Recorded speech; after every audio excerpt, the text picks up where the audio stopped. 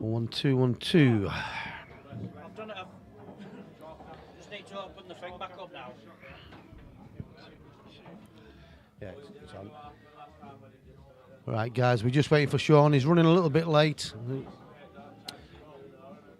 We've got Daniel Smith at the table, waiting, having a few practice frames, getting warmed up. A good match for a midweek game, an action night. I think the pot's now 3,500.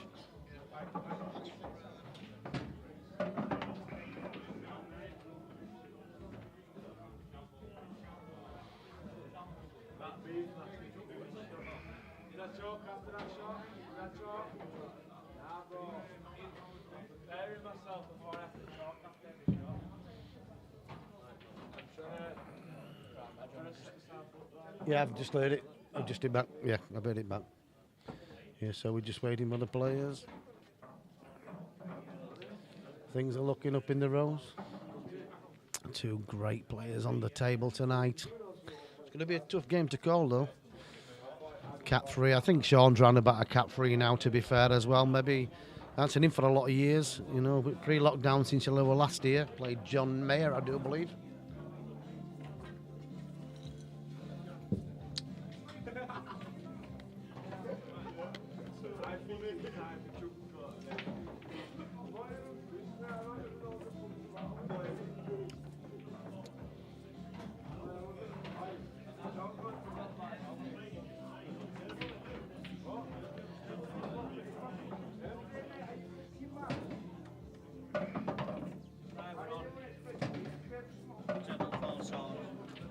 It's on now. Yeah. Phil.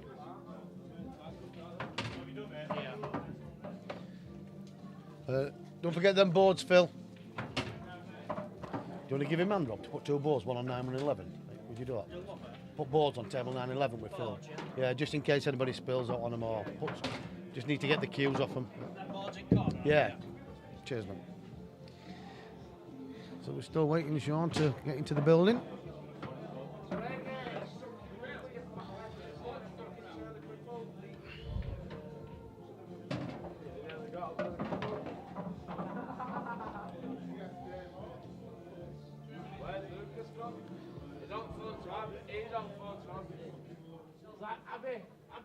I'm in Chicken-Lee, I'm 10 minutes away from your house.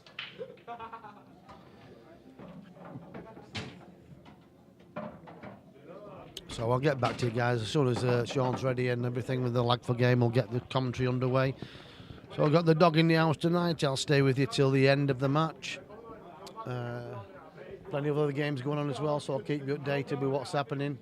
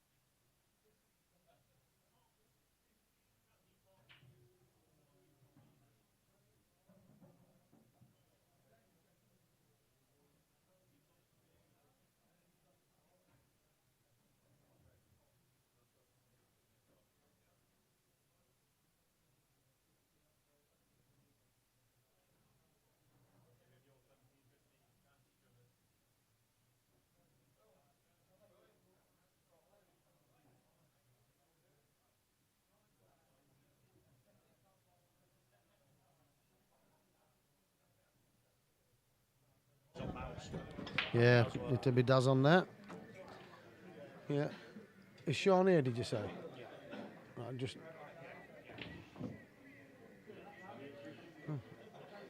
Lad who's not playing's on the table. Kev Simpson having a knock.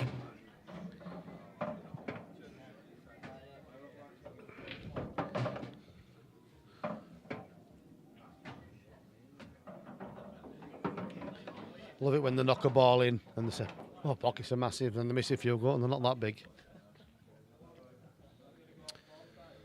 Oh, Shaun, has he had a warm-up? Have we seen him on table yet?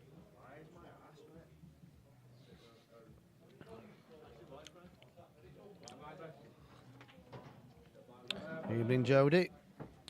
Paul Bamford in there tonight watching a bit of pool. Interesting game for a Wednesday evening.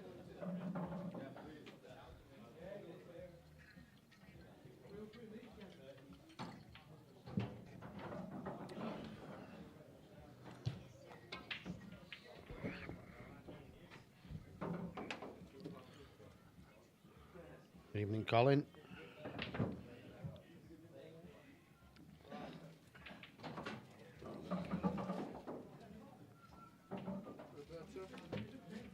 All right, pal.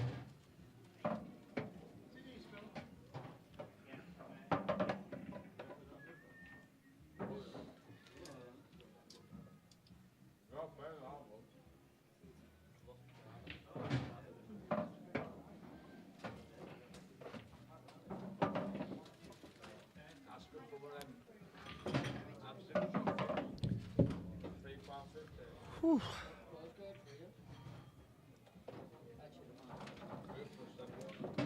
Haven't seen Shaun in a few years. He's shot up, hasn't he? Kill's really nice.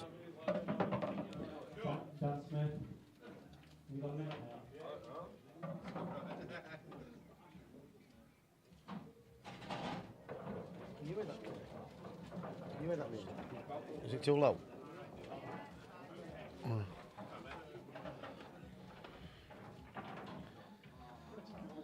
Yeah, mate. Got to get the work done, pal. Evening, Adam.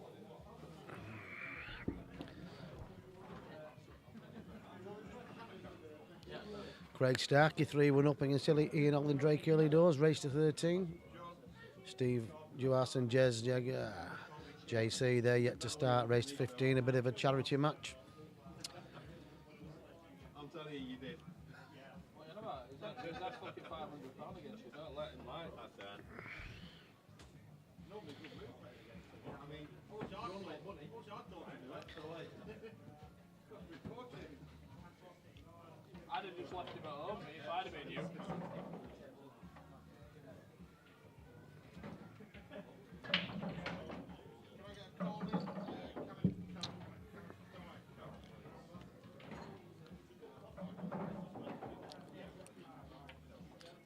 Steve Josh playing JC. It's a good game, that. It's evenly matched, isn't it?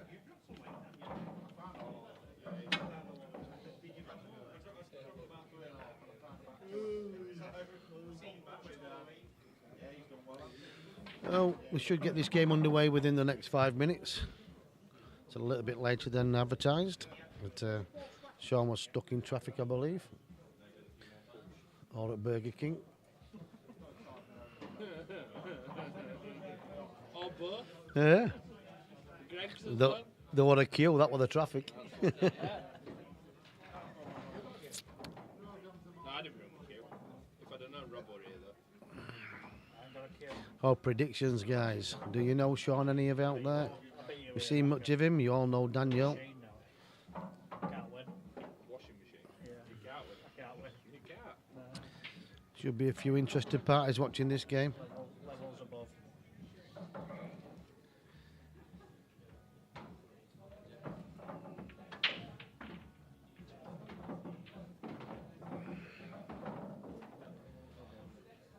Right, Baxter in the house. How are you, pal?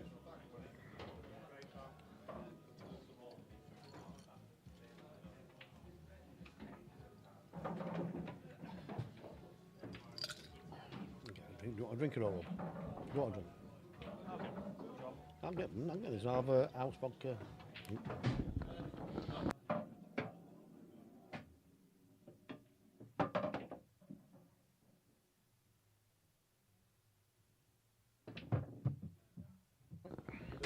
Right, the guys are just getting served, they're getting their drinks in. And then we're going to be going out on the table and we should be lagging. It's a race to 18. Pot's 3,500 now, there's an extra 500 gone on the side. Probably the biggest pot for a midweek game, isn't it, this?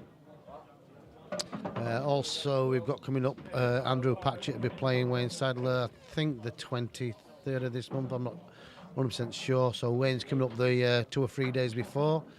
He's looking for a game on the Wednesday before, I believe.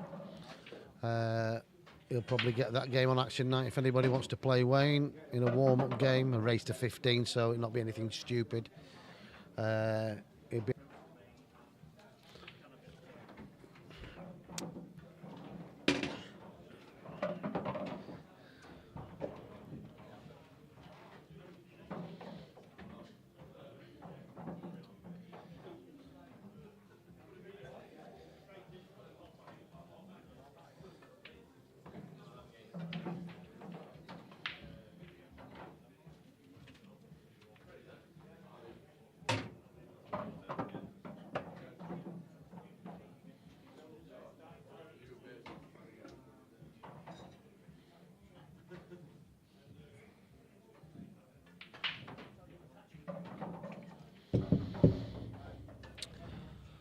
yeah, all good, Bright.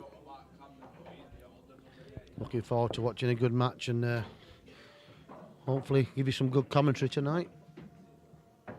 Daz is at his a school play for his band.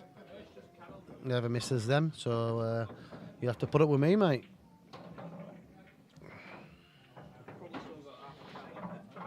Is this the... I don't know if they've lagged or if I missed the lag. It looks like they're racking up properly, so we'll see. This could be the first frame.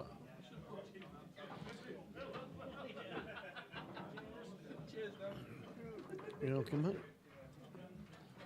The big first break, it looks like Shaun's. Great break, very well controlled, straight up the line.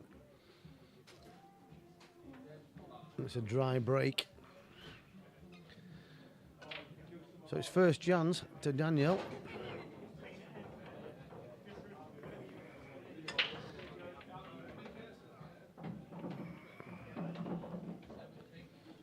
Cheers, pal. It's just a little bit of a tricky layout of the table.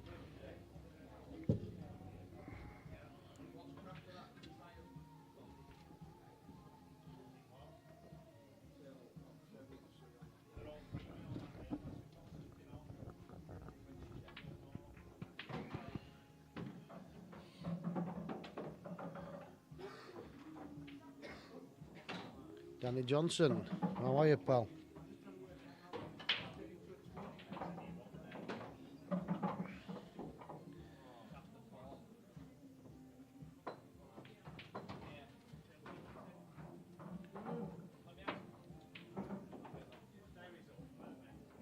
So what do you take here? Reds for me. There's only one red near the black and the yellow. That's a little bit tricky, but it goes in the bottom right. So a good positional shot, and you want to be attacking that one pretty early. And he's going to take the top of the field out first.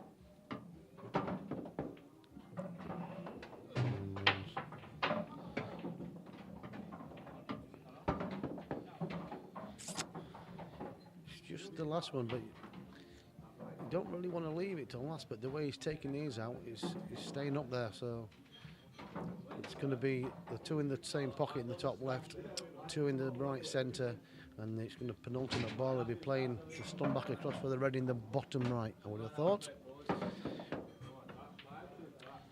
So this is a key shot because this angle after this ball joins the dots, the patterns. You'd have to get in good shape. So this is a key shot really.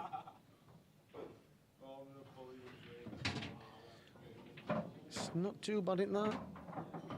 So he'd like to be stunning out here and finishing more or less straight on the last ball into the right centre, the penultimate ball, right centre, just to stun across to the left-hand side of the table. Well, this is key.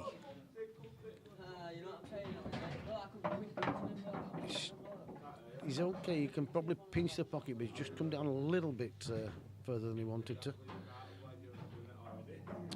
So he might have to, best probably could get there is near the yellow over the left centre, unless he stuns off the top rail, then he's got to avoid traffic. That's the one he needed to be straight on.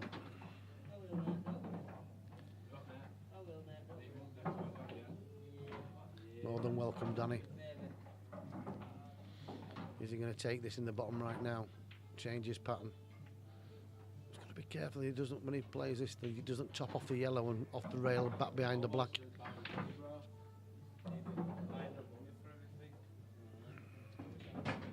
He had a better angle than we thought.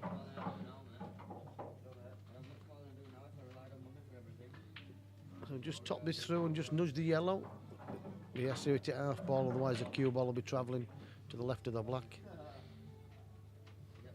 I don't think he's got the angle just to stun back to the side rail. So he's got to rely on a little bit of good fortune.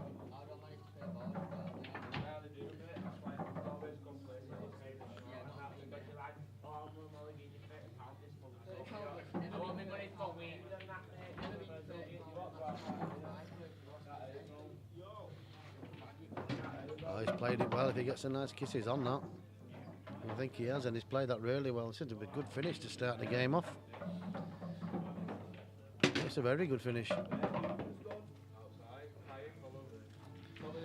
It's a good start. Reverse dish. That sends a message, doesn't it? That's a very good clearance. That just settles the early nerves if ever you had them.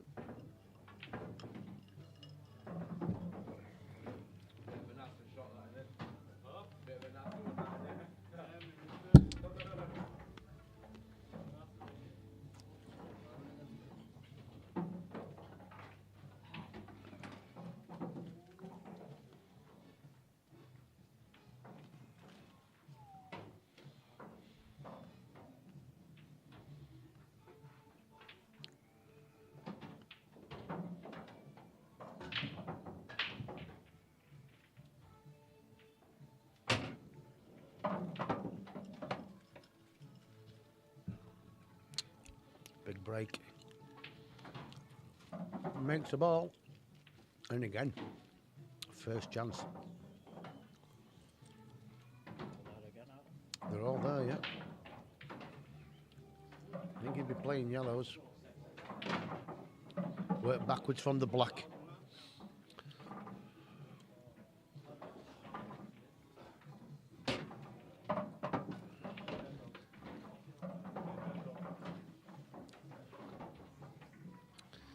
Options though for the black, to be fair. Just the tricky one is the yellow near the two reds, near the right centre. That's the tricky one. But he's got chances to get on this ball. Might play for that ball after this now. Just done it up a little bit. He's going to move things. I don't think he really needed to move things there. And now I think he's only got a blunt or a double.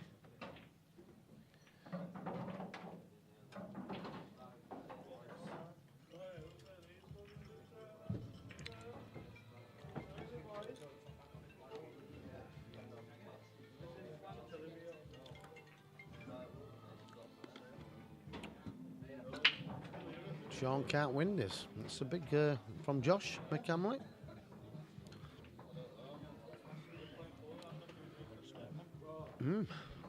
Not really seen much of Shaun, Josh, for a long time.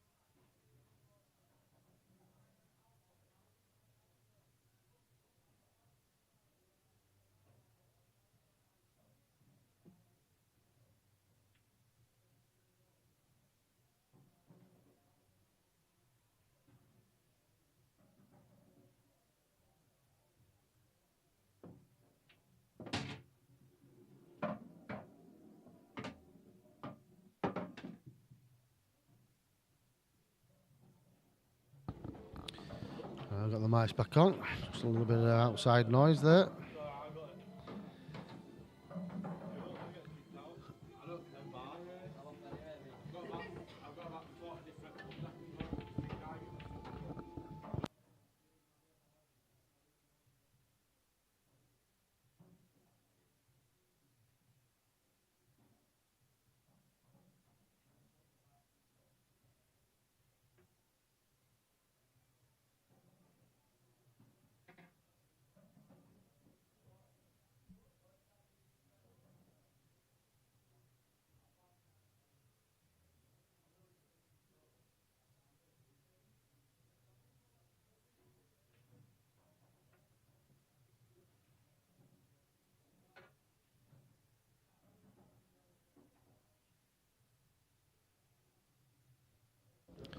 Just one or two in being a little bit loud.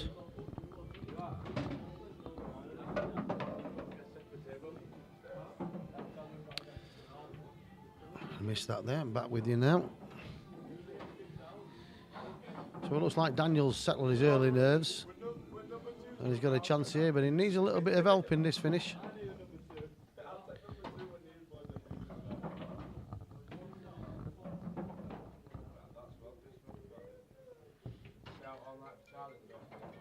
Can he top it through, play it with a little bit of pace and put it in the pool gods? Can they help him? It's not easy, but I don't see what much else he's got. He's decided to play a containing safety.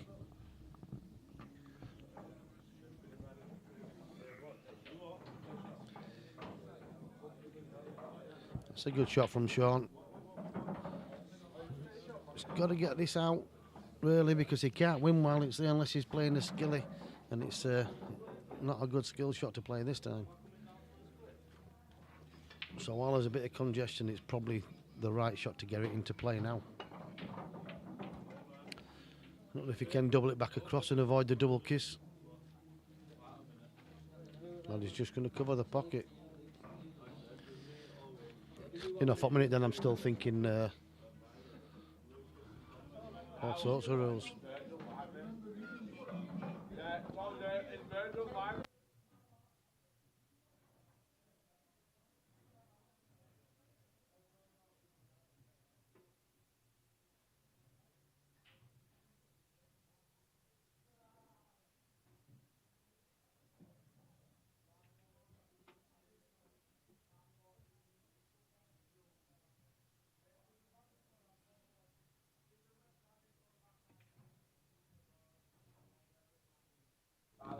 Good evening, Lexi. How are you?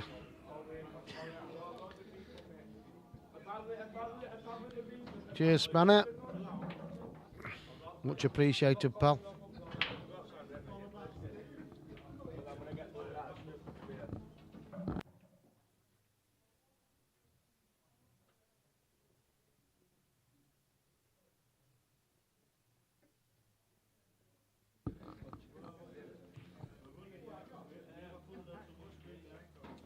Now then, this might have left a chance here for Daniel if he can play this. Has he just run too far? Don't think he can pot it and stun into the yellow and red over the bottom right. Not sure. I think it's just travelled a little bit too far.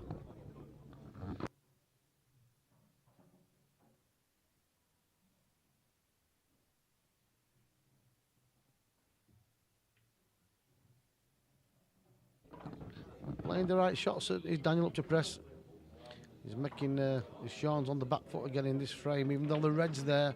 That's a good shot. It's a good shot to knock it away, that, because that was a pot split ball.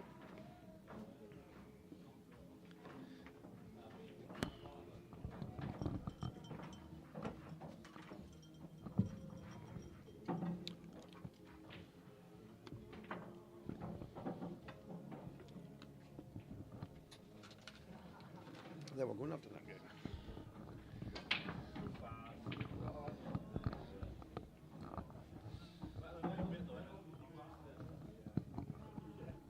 So still plenty of play in this game.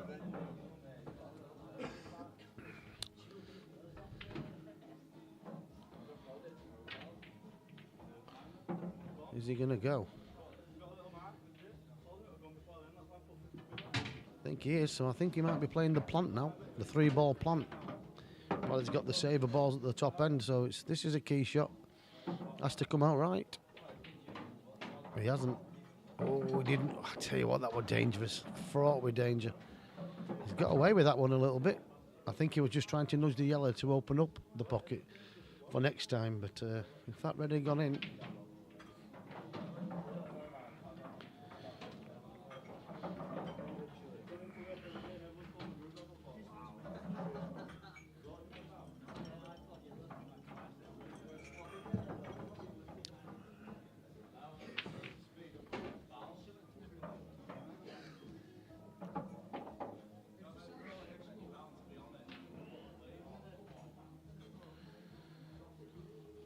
Like that a little bit tight. It's not really done anything for Daniel. That he should have probably put the yellows in so they're both potted. He had choices for 2 angles then, but now it's only a plant. And Shaun's looking like he's going to be going here. Top right. Well, he's going to play. He's hoping that when he plays the plant into the bottom, that the yellow comes away. And he's decided not to. It's probably waiting a little bit just to make sure. Daniel's just got to get these yellows into a position where if he gets the opportunity, he can play a pot skill.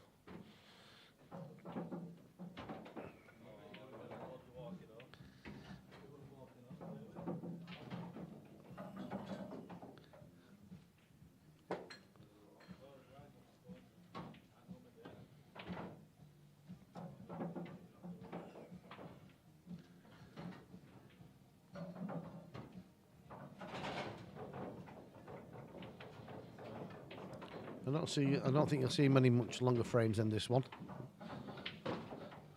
It's good to watch because they're both playing the right shots, probably.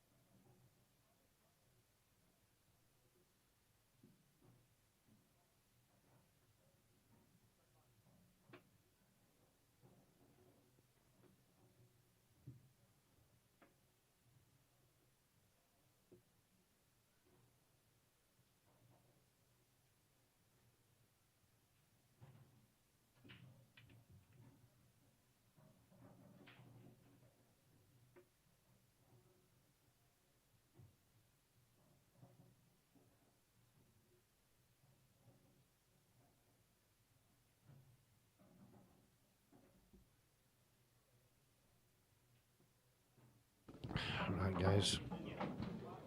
So Daniel's turned this one around. He's got a chance to make most of this fray. It's okay here.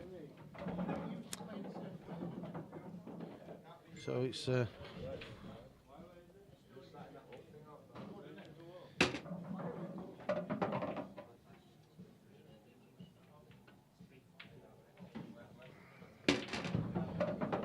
just a little bit shorter pace from Daniel, but I don't think he should be having too many problems with it. Cued it well, and that's a 2-0 lead. And that'll hurt Shaun, because he was favourite through half for that frame, definitely.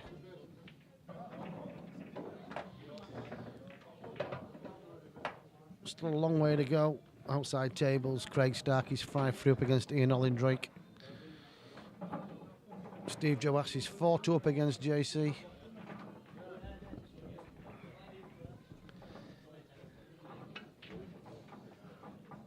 Ben Fishman 6-4 up against Adam Lee. Ben's improving at a good rate of knots. Evening, Kenny. How are you, mate? Big break as well, that. Is he going to get a double kisser in it? No. He's done well to keep that dry as Shaun.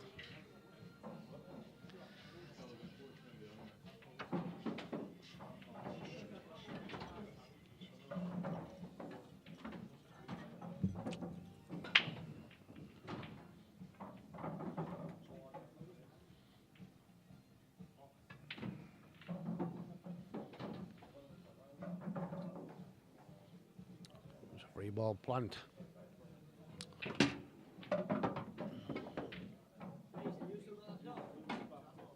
Plus Daniel on yellows. He's got a chance here. He's got to make a good shot now. The one in the top right just snips in.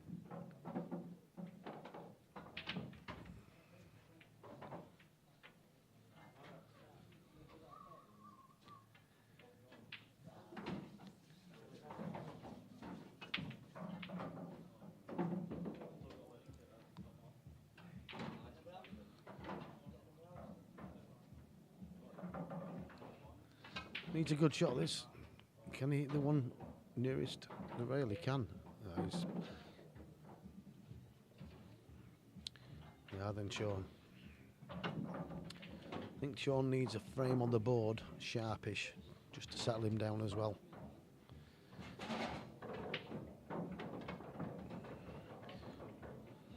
This is dangerous because it might not cover the pocket.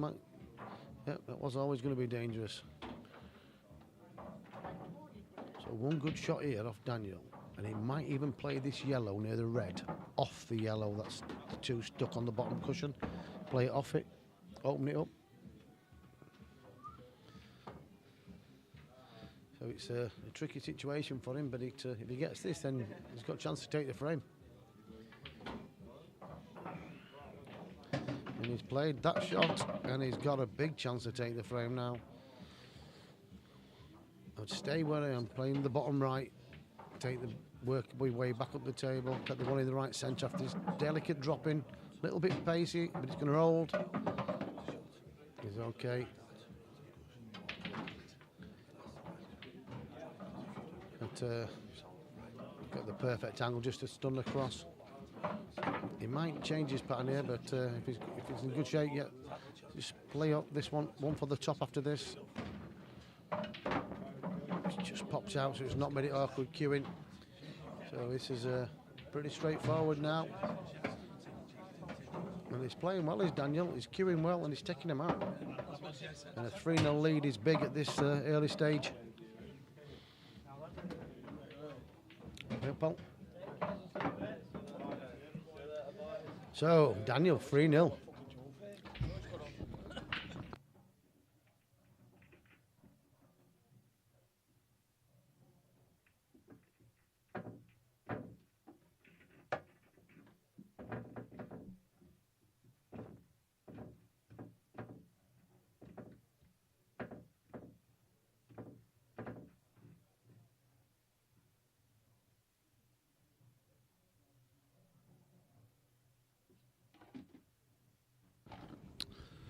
So Daniel will be feeling fantastic tonight at this stage of the match. A dream start.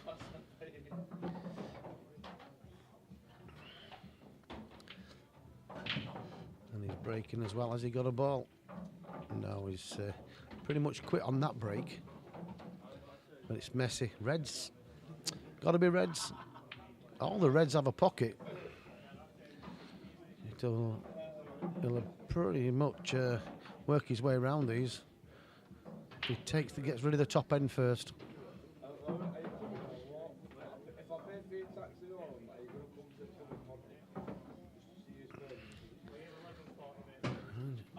He's got to stay up there, get rid of the top one, and work his way back down. But this is a chance for Shaun. And he needs a frame. Table's rapid. He'll catch you out a few times until you get the pace right. Looks okay here.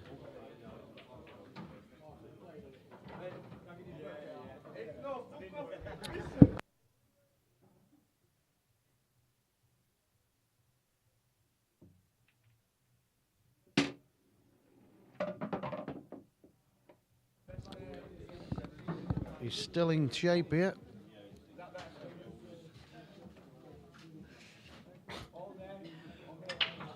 Hey? Oh, I'll sort out when...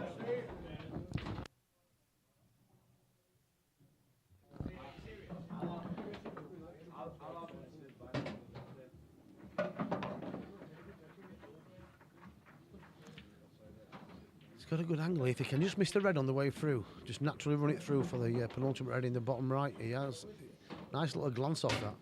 Now he's got a big chance.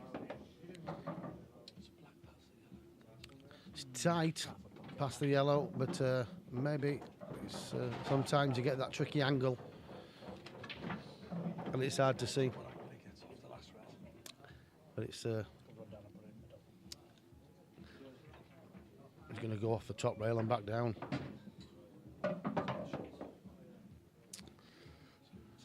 Yeah, if that goes in the bottom right now, he's in perfect position.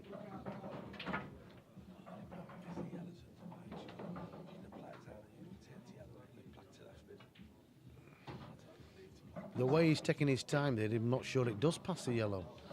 He's looking, he's trying to pinch the pocket probably.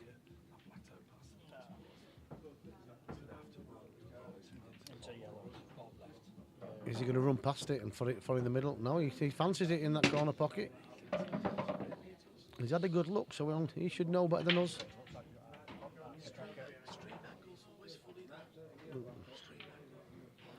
All right, Cruiser's in. He's kidding us. He's having us on. 3-1. He needed that frame. I just say to the lad there, because stream angle is always funny for us commentating, because we're looking at it, that's tight, that yeah. And he's had a look and he's going, no, I think he was just making sure, but he got us guessing, that's for sure. To be fair, he should have looked frame too, and not being funny. As old schoolers, when you play the split and it goes naughty, you play safe on that board. You don't take that risk to try and land them up with all that traffic. I haven't seen Shaun play for a lot of years now, but last time he won it, I think he played John Mayer. Yeah, played John Mayer here. Played well done. He did, yeah? He played really well. Don't get me wrong, I say he played well. He played, from what I know of him, I said to him after, I think you played about 80-85%. I said, to earn a lot more, you could have played maybe 5-6 months better. And I said, you played fairly solid all night and you made it hard. 85% usually gets you the win. It does. If you're 80-85%, how many days you come out as a player and play 90%? You're gonna win 85% of the time and lose 15. So that's a high percentage. Yeah. So if you what I'm saying is, as players, as we've been around longer than him, if you turn up at 80% of your best game and most of the time against players of a similar level, you tend to be you're gonna win. You're on it. It's when that A game drops to 50%. It's confidence as well.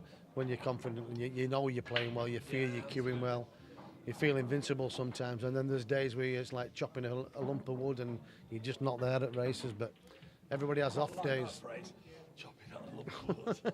It is. It's the wood gutter.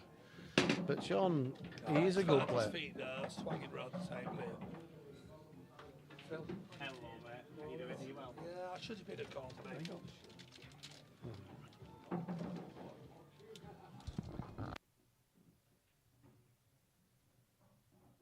I'm going to get. It's not normally like that. I'm going to the toilet. After this round, I'm going to go to the toilet. I'm going to be joined in the commentary with Reggie Gill. Yeah, Back in the rows. For a second mark, yeah. That's what we need, Yeah. a second mark. I don't know where the bottom. Oh, it's there. We're just getting mic'd up. I just need to go for the toilet break anyway.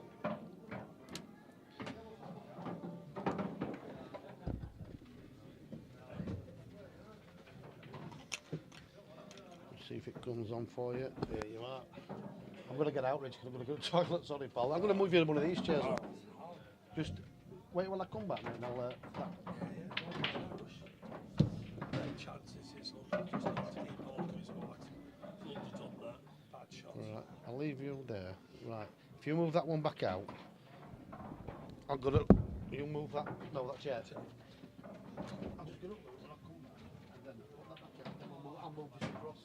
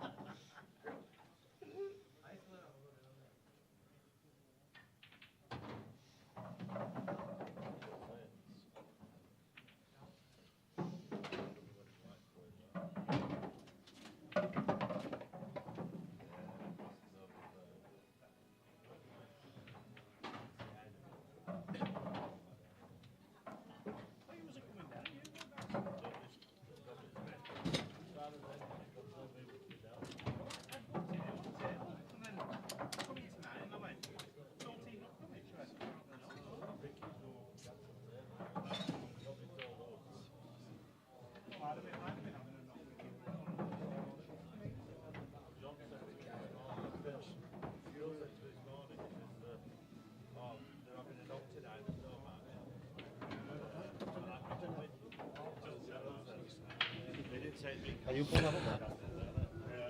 Pull that towards you.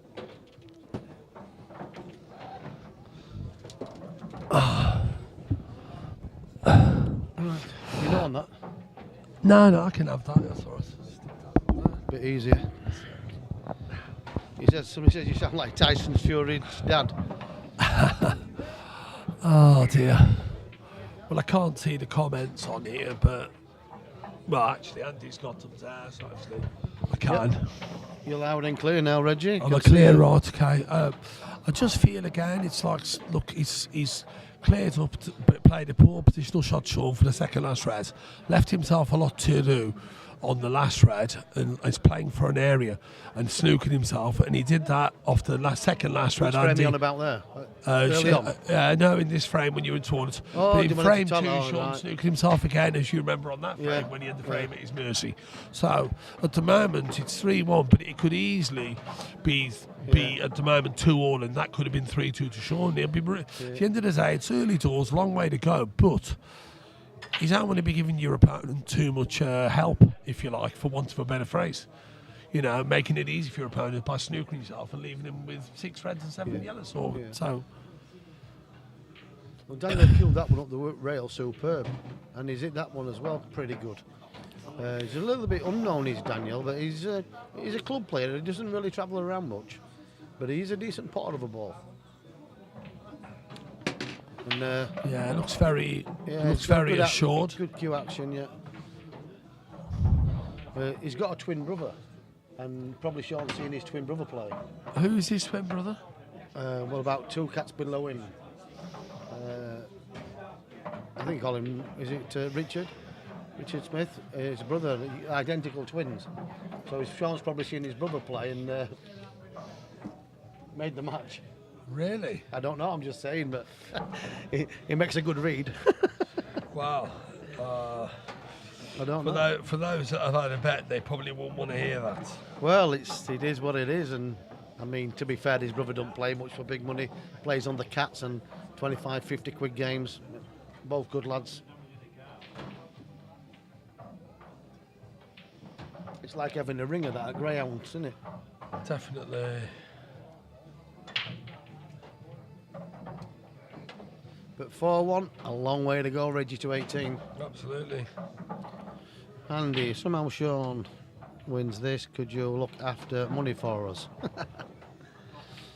We'll see how the results go, eh?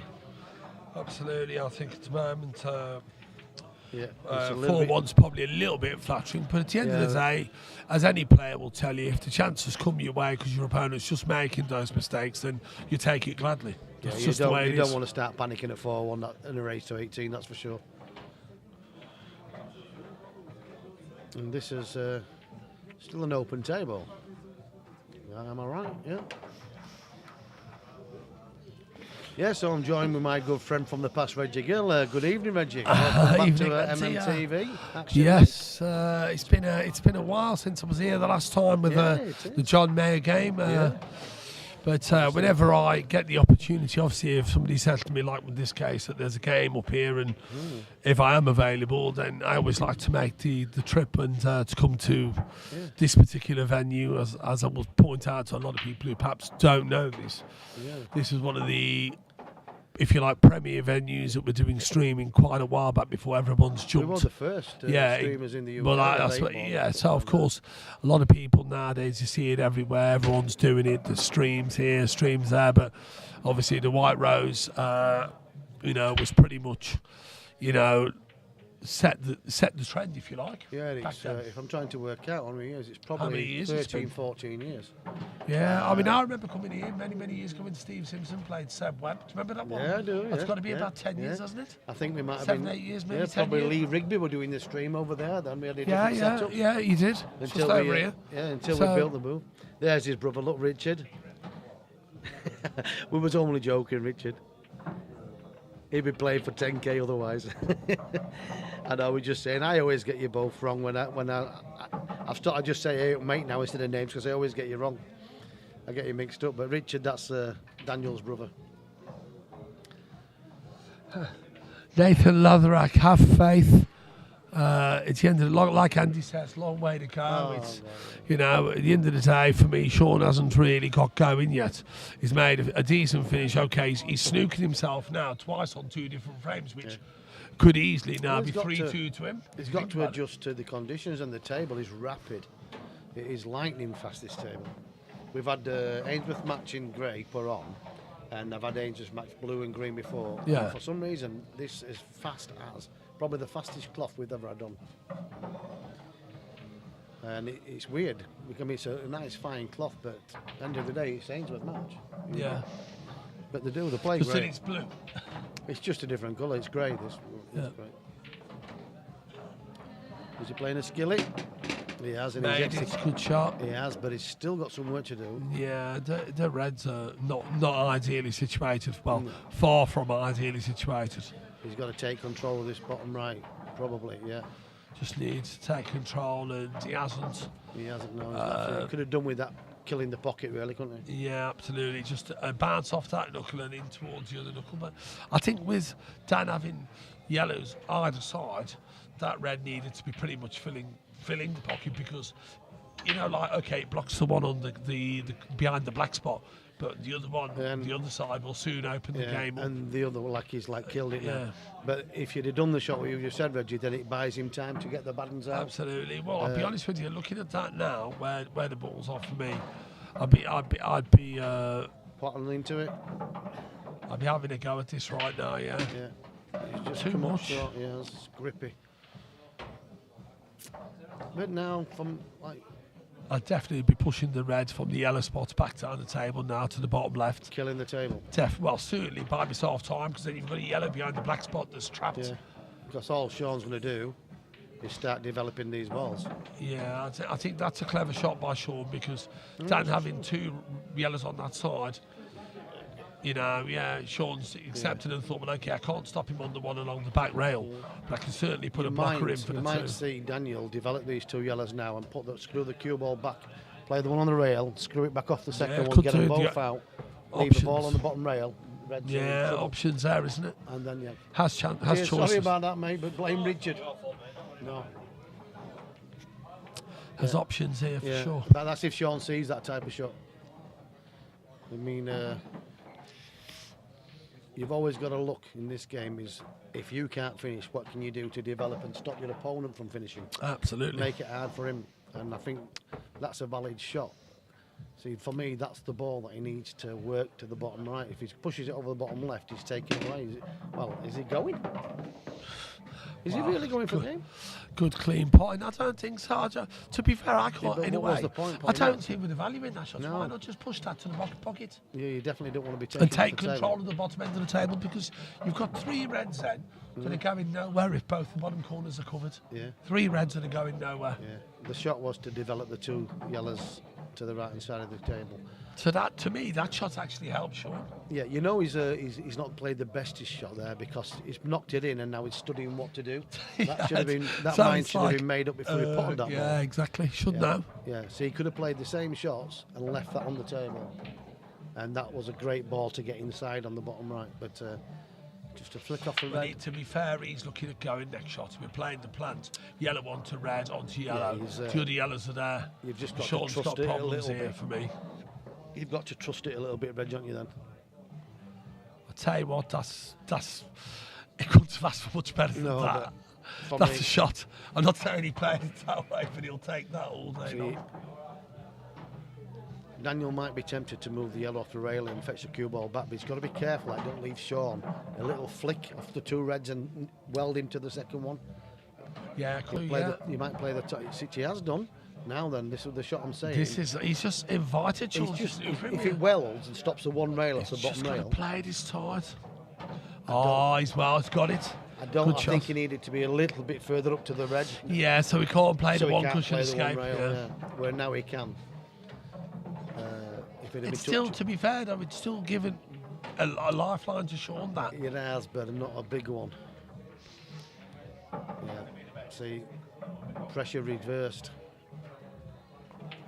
So were you still playing down at Corn, Reg? I don't play there. I've done ever since 2018, late 2018. There was some stuff went off with me and Seb after the Neil Britton game at West Midlands. That's me and you both know, mate. well, There's a long lot of rubbish. story. There's a lot of stuff, but obviously, I mean, that's all in the past now. But me and Seb, there's no, it's done and dusted, the line's drawn. But later on, obviously, I got a little bit agitated at the time when it was all going off, and I said 1 or 2 things that, as we all do in the heat of the moment, we get angry, and I just thought people were being a little bit two-faced and stabbing me behind the back, what the public couldn't see, but I clearly could see, and I got a little bit angry. And I said 1 or 2 things, and a certain somebody over the water in Ireland sent one of my voice notes to Seb. And at the time, me and him wasn't talking. So of course that then went from him to the Because you were Derby. pretty good mates back in the day. Well, yeah, absolutely. And so then of course, as a result of that happening, it was like, well, you said this, you said that, it's he said, she says. Yeah, I did. Well, I apologise, but the apologies I know were never... too well all about that. Well, the apologies were never... or should I say, you can only apologise so many times. Say, look, everybody says things in the heat of the moment. Some people don't say, they smack people in the heat of the moment. But, you know, and they don't get excluded or barred from a venue for as long, or not welcome to a venue as long as I've been for the Corn Exchange based on that. So total, for me, totally unfair in the sense that if you've not actually done anything to the club or disrespected the club itself, why should you be excluded? And to me, that's what happened. What are they saying? You get on a lot of people say a lot of things behind the keyboard, mate. Well, they do. I mean, I say, to me, I've always had the utmost respect for the club. Done a lot of good stuff. I've never there. been to it. I've seen it. It looks really nice. I never speak badly of it. Corn Exchange, top club. At the end of the day, but for, like I say, certain people had their own what do they call it, way with things, and they make their own minds up. It was just put to should I say, it was like put in a certain way to the establishments that if he's in, then I'm not, that type of thing by a certain individual. They chose that individual to say, well, you've said this and that, so we'd rather you didn't come in, which is their choice, understandably. But to me, I just felt that was highly unfair, certainly after 3.5 years now, which is going on for 4 years. I think it does, what's done is done, but what I say is people have done worse. You know, you could have had nights in here, Andy, where someone's smacked somebody, physically assaulted them, and yeah, of course you have. We've had it. Most We've clubs had have. all sorts of throw in here like I've that. only said something at the end of the look at day. that for a break. It's one of those, everybody says something in the time and at the time through anger and Loose lips. frustration. Right. But at the end of the day, it should never be, the way I looked at it is, if somebody's willing to apologise, look, I'm sorry, I should have said what I said, and you've apologised more than once. To me, people should be man enough just to draw a line and say, okay, fair enough, apologies accepted, you're out of order for what you said, but at the end of the day, you're not the first person to do that, and you won't be the last. But you've apologised, you draw a line under it, Andy, and you move on. Yeah. It's no different in here as a club owner. You've seen people fall out.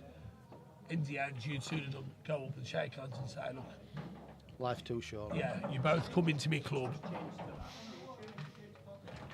I don't know, mate. I don't know. Anyway, back to the action. This is a great chance for Shaun to respond in kind here, because if he's not careful here, this match could get away from him. It's 5-1. He needs to start making something happen. No, it's still there. I mean, he's okay. I think if he just pots red and goes into the black, provided the cannon's not a really bad one, I think he can actually pot the red, hit the black, and the cannon should take him roll somewhere it down, between the yellow and the red. Behind, and he chose to go the other way. Wow. Yeah, definitely. We'll be playing the shot you just said. That goes in as well. Oh, no, it's worked out for him. He's had a massive slice of fortune there. But I see your shot, because he could have even played it. Yeah, I would have played red onto black, bring the black away from the cushion and fall into that area. I think he wanted to save the one over the middle for the black, for one down the rail. But this is tricky now. Well, it is. I mean, you just need to avoid the yellow on the way back just out. Run up and play for the double. Down. Play for the double. Up and down. You've got to pot the ball. He's missed the pot. So he could have played for the double there. We've got some scores on the outside tables. We'll be rolling around. Steve Joassis 6-5 up against JC. Ben Fishman locking horns with Adam Lee 7-7. Race to 15. And I think there's another game on there somewhere. Greg Starkey, he's 6-6 with Ian Ollindrake. That looks a good game. It's a late standing. So we've got to be careful here now as Daniel has got a good lead. He's going to play a good white ball. Just bringing the white ball back. Yeah, it's not too bad. It's going to buy him another shot, I feel. I think so. And to be honest, I think Shaun's in big trouble here. I can't say. There's nothing else I can say. I mean, I know it's pointing the obvious, but he's in big trouble because even if you sort of just glance off the red and leave it, I don't know, half up the rail, you're still leaving the one near the black spot. And you know, so. Tom Coachman. Your accent. It's not fake accents, Tom. It's not about whether accents are used. Let me just use straightforward language. At the end of the day, it's just called double standards. You know, some people can assault somebody and punch somebody and whatever. So at the end of the day, but I don't really care. At the end of the day, I've moved on. I'm just explaining to Andy the circumstances. Stephen Stream looks pretty good. I don't worry about it. At the end of the day, life's too short. I've moved on. The way I looked at it is, I've let bygones be bygones. There's a bell on my phone, Steve. If people want to carry that on and and all the rest, and it certainly seems that way with that establishment, certain people. I can't be done with it. I just laugh and say, look, let people carry on. I'm not going to waste my time over it. Yeah. You got to say, the less. All I can say, like I said, the way I looked at it is, life goes on, and it's too short to be crying over spilt milk for the rest of your days just because he said, she said. Yeah. Especially when apologies have been put forward more than once. And sometimes you never get an apology, mate. Eh? Sometimes you never get an apology when they know the Well, exactly. Sometimes they don't, but just stick two fingers up and say, I don't want your apology. Yeah. Whereas it might, or should I say, where I think some people say, I ain't giving him an apology, whereas I did. Yeah. So to me, I try to straighten things out. People don't want it, and that tells me a lot about the situation. Because when people don't want an apology, it kind of tells you there's something more really behind the scenes. Yeah. There's more to it than meets the eye. No, I'm not actually, but yeah, like I said, sometimes people don't want an apology, and so life goes on. At the end of the day, you can't do any more than that. That's all you can do, and if people don't want it, they don't want it. But like I say, it's far from the worst crime ever committed. and he's far from the worst offence ever committed in any club. Oh, wow, You know. we could go on forever, mate. Well, could do. I'm sure you've seen, I'd say like we've already said, seen plenty of moments, and it's far from words, isn't it? It's more like fisticuffs. Crazy, mate. So, Just trying to find this message.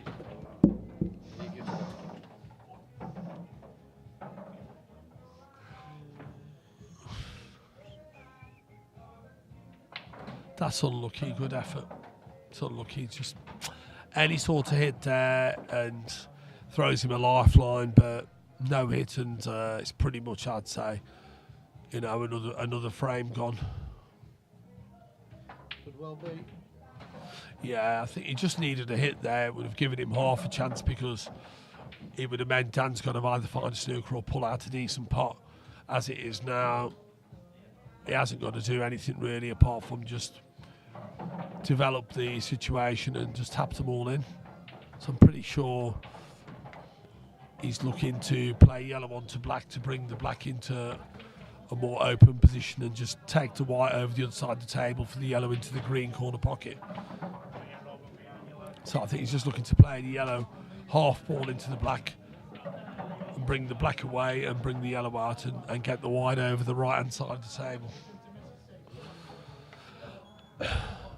Just got to judge the pace of the shot to finish on the ball that he's playing for. He's played it pretty well. It's another 6 inches would have been better, but still got a shot at this, and a little bit of pressure because it's not as easy as he would have liked. But he's made it, and that's a good shot, but he's overrun slightly with the positional side of it. He's putting well, though, and he's been queuing really well, so... Yeah, he stroked at it. To be honest, Andy, he stroked that in lovely. Yeah.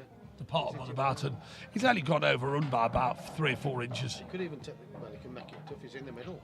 Yeah, no, well... I don't like he was taking the top to me. Yeah, no, where the black was, he can afford to take it to the middle because the black's virtually over the pocket, so just a matter of concentrating and potting the ball.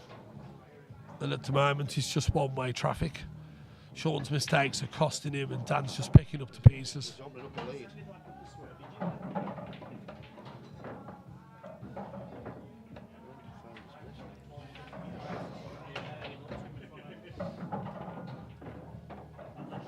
Oh, cheers, bud. You want a drink it over? Can you sorry. Rob. Rob, can you shout me Bacardi, please?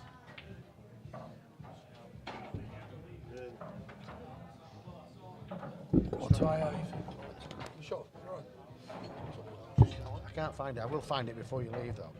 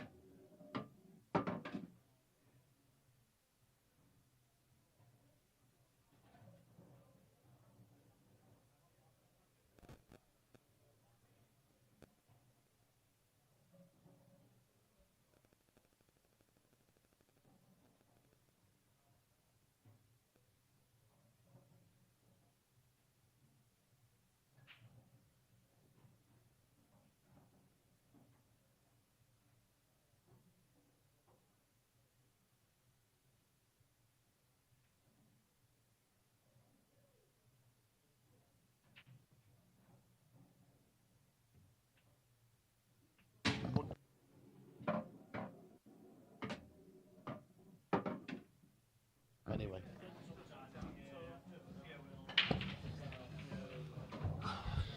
Cheers, Joe Senior. So Reggie we on just the had a comms. little bit of a convo off record there, which we didn't want to share with the public. Thank you.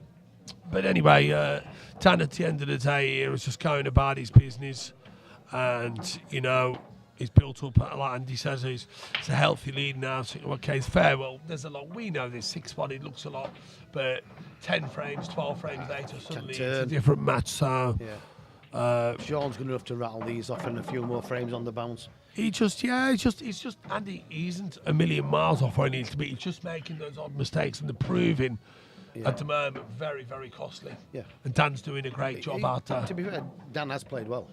He's played some great finishes. He looks sharp.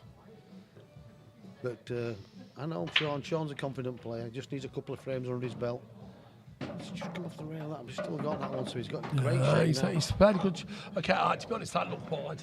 He did look Still, wide. but it's Newcastle. Yeah, he just so it's the playing big. conditions play easy. He's just under it as he's under it. I know he's travelled. That's okay. He's all right. A little bit short. A little bit short, but a bit of left-hand side here. But again, the problem here is... Does he drop behind the yellow or does he play into the yellow? Ideally, you'd want to play somewhere close to where the black is. I'd even hit the black. I don't think he. I'm not sure he can hold it. Extreme side. It might, go. It's gone too far. Yellow, has he done He's it? okay, yeah. He's That's played a great good shot. Good shot. He played that well, to be fair. Straight up in here. You just want an angle here to come off 2 cushions and back up to the blue He could spot. punch it into the bottom right-hand corner, this sort, and he's got one into the left centre. He might play 2 rail with top. I'll be honest, I think I'd risk screwing back past the yellow and trying to get on the black to middle. Screw through the gap, like that. Oh, like that, yeah. He's played a good shot. I thought he was just going to draw it back from black to middle. Yeah. Good shot, good thinking. This is a good solid Had finish. the line. Hard for us to see Andy's times the line. It is, yeah. Because from here, we're thinking, if he screws back, what if he hits the yellow? Yeah. But sometimes the overhead camera doesn't give you the exact line. Cued it well. It looks like he's getting the pace of the table now. Yeah, but to be fair to Dan, the score's a bit flattering, but all credit to Dan. I'm not going to take nothing away from Daniel. At the end of the day... 4-4 would have been a fair result at this stage. I'm going to say 5-3, Dan. I think 5-3 would have been about right. Yeah. I think it should be no worse than 5-3, because I think Shaun really has given Dan at least 3 of those frames. When I say giving him, what I mean is you can't do that against a capable player. The way Dan's played, he looks very capable. Yeah, Shaun made a few silly mistakes early on, and Dan capitalised. So fair play. He deserves his lead, and that's what he's got. He's got a 4-frame cushion. And I like Shaun's break. It's quite big, large, huge, massive.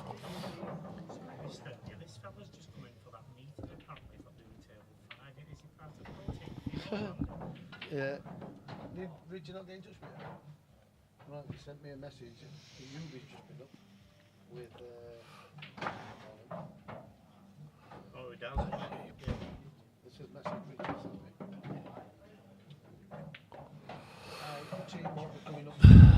That's just gone a little bit awry, that has. That white just towed to the left slightly. I think he just dinked the yellow and maybe get control of the pocket. He said the team won't be don't have to win the frame all the time one visit, so I think should be happy enough with that. Certainly got big time control of this frame where them balls are situated.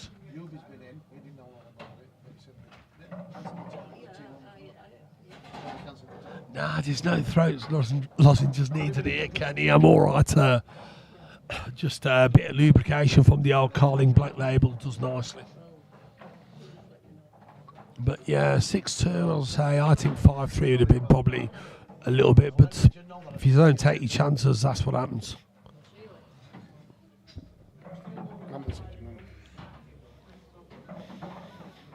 Interesting contest going on the other stream table between Steve Duras and Jez Cornfield. I know it says Jez Jager on the stream, but that's probably just the name he's adopted. Everybody knows. The man himself, Mr. Cornfield, is swagging about over there against Steve Duras. That looks like a very tight contest there, 7-6. That's a lovely shot. So back to this action here, and Dan's this is going to be, or starting to look like a frame that could end up like a bit of a tactical struggle here. A bit of tip tapping, a bit of fudging perhaps going to go on here. No, Shaun's played a positive shot to keep it as open as possible.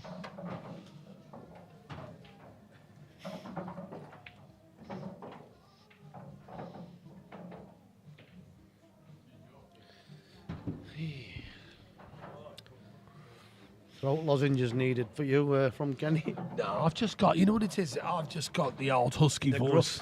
The Billy the Goat husky, gruff. Yeah, I've got it. So, no lozenges needed. I've got to mention. It's the old Andy Appleton hospitality and the Carling Black Label is in good stead. And before anybody says this, I did offer to pay, and Andy says no. Andy's more than generous and said it's all right, Reggie.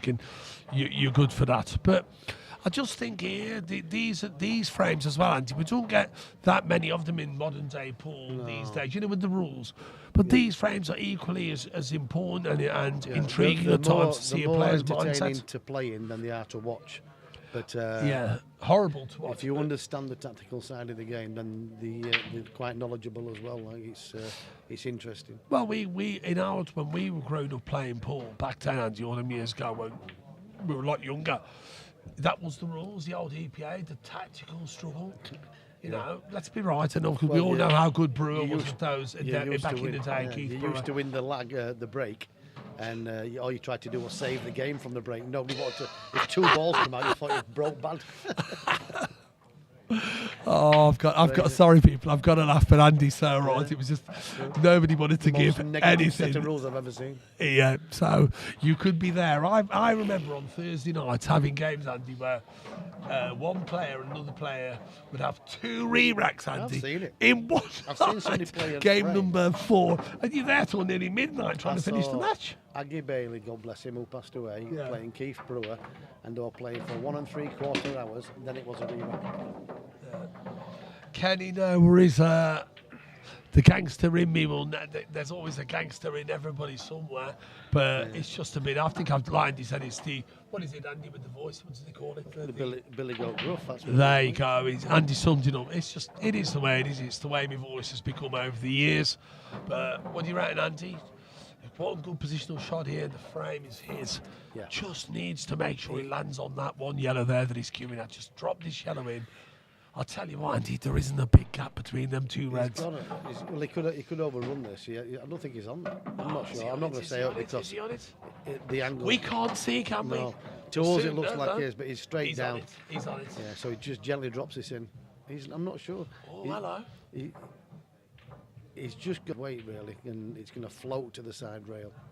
But he got up there, so is it a little bit nippy? Yourself. He's all right. He didn't want to drop. He didn't want to drop behind the red. Perfect. Yeah. Doesn't have to do anything with the white here, Andy. The black's literally well, I say begging. He's got the perfect angle to screws. Well, Just get past the closer, red. isn't it? Yeah. Just get closer to the black. He's got loads of room there, like that. Yeah, that's the Happy one. days. Perfect. Couple of good frames on the run there from Shaun. Well, we want to see a contest, Andy. We don't want to see Dan run. I mean, don't get me wrong, take nothing away from Dan. But what we don't want to see is a one-way traffic, where I'll Shaun's tell you just what. not turned up and everyone's going, what's going on here? I saw a match in here and it was. Yeah, we want a match. We want Mickey Madden we were want an playing, 18. We want an 18-15 and 18-16. Either way, whichever way it goes. It's what we want. We don't want. The biggest comebacks I saw were Mickey Madden playing Mark Singleton, who both great players. And I'd had a bet on. Who won? Did Singo win? I had a bet. I think it was on. I think it was Mickey Madden. I'm not sure. Anyway, whichever the bet was, we're 11-2 down, and the guy who had the bet would come up and says, "Do you want to pay me out now or cash out?" I said, "It's first to 18, mate. It's not over yet." And the other guy come round and run away with it. I couldn't believe it myself, but it happened. Wow. Well, there's no karaoke here, but like Andy says, looks like Shaun's just getting a little bit started, getting a couple of good frames there on the bounce, just to keep it here, they took a little bit of sting off the break, especially Daniel.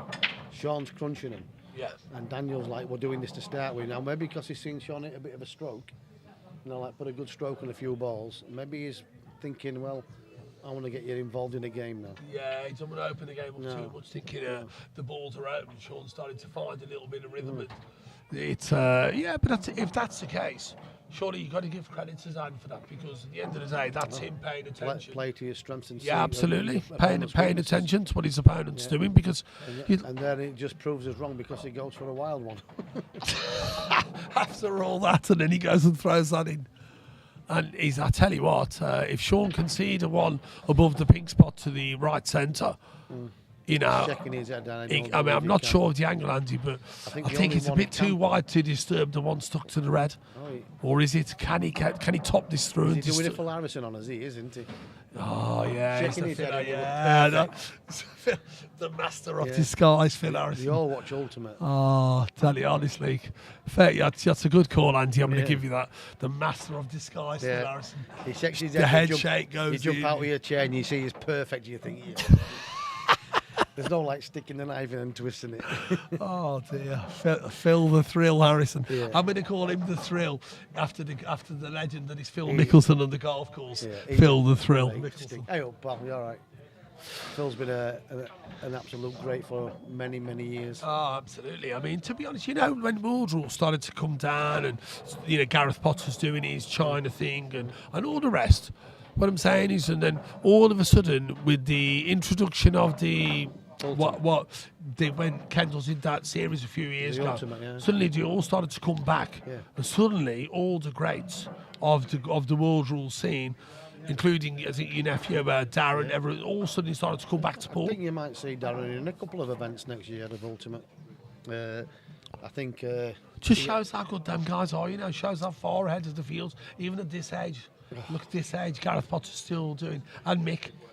They're not spring chickens anymore, are they? And Gareth, I thought he was top at game when he went to China, but he's come back and I've watched a lot of his games on Ultimate over the last few months. I tell you what, he's as sharp as he's ever been.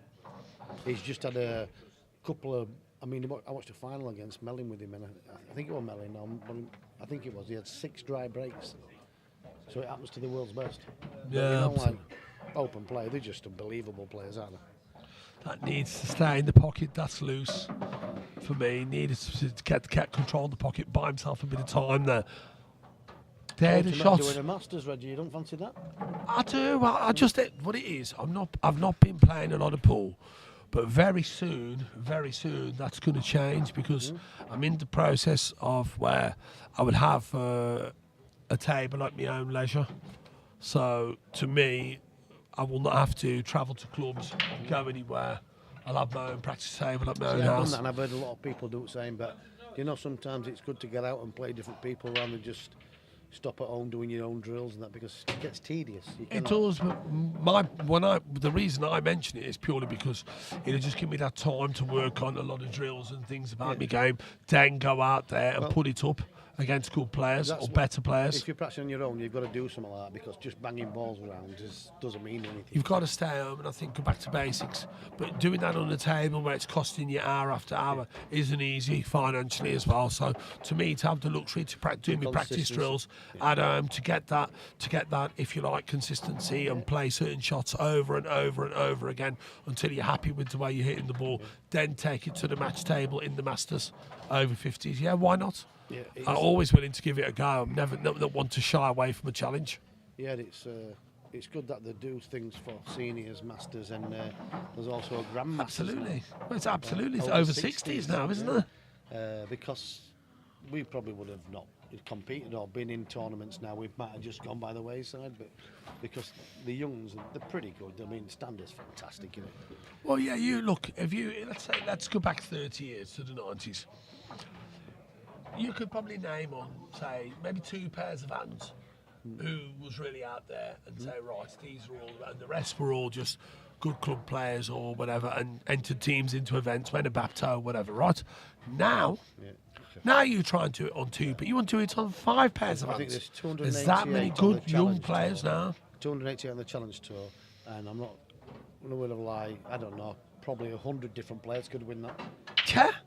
Could you say that 20 years ago? No, you couldn't. 128 players used to go to a tournament. And that would be it, yeah. You used to look at the draw and think, I'd probably play him in the quarters.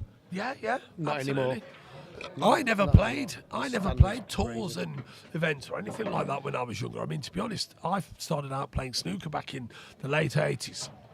And there was no money about, there was no such thing as a free table, and I didn't start playing any sort of league competitive pool till late 1992.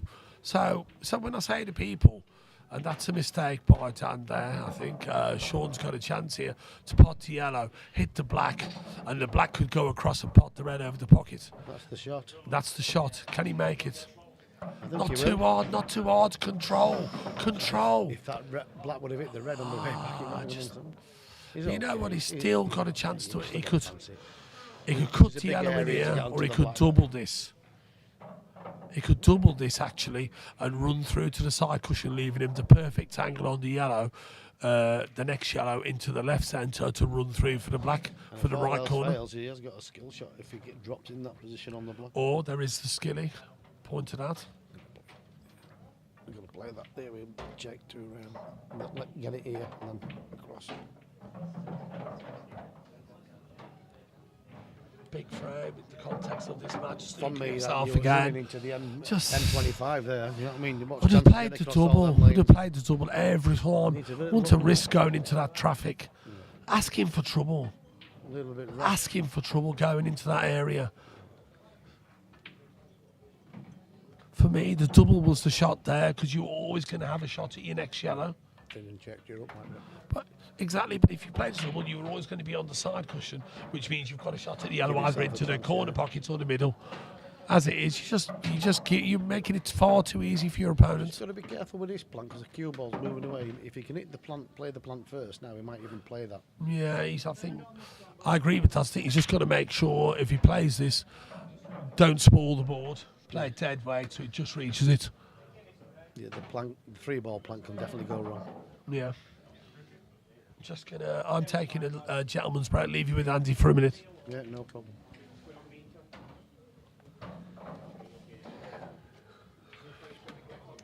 Reggie's just gone for a comfort break.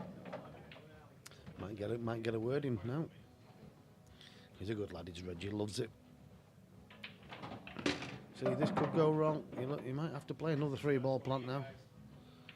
For me, I would have just dinked round that and played the 2-ball plant and then take it out from there, but this can go wrong again.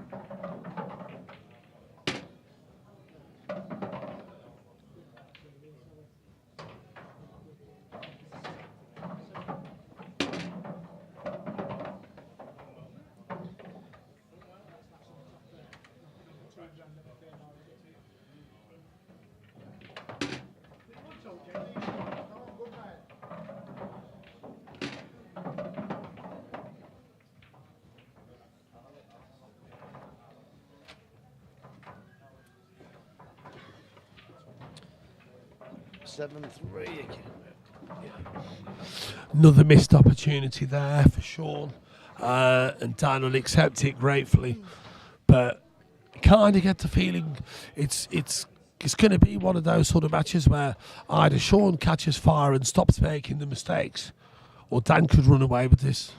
Well, the couple of frames that Shaun took together started to look a little bit more solid than Q, but sometimes I think he plays probably the wrong shot.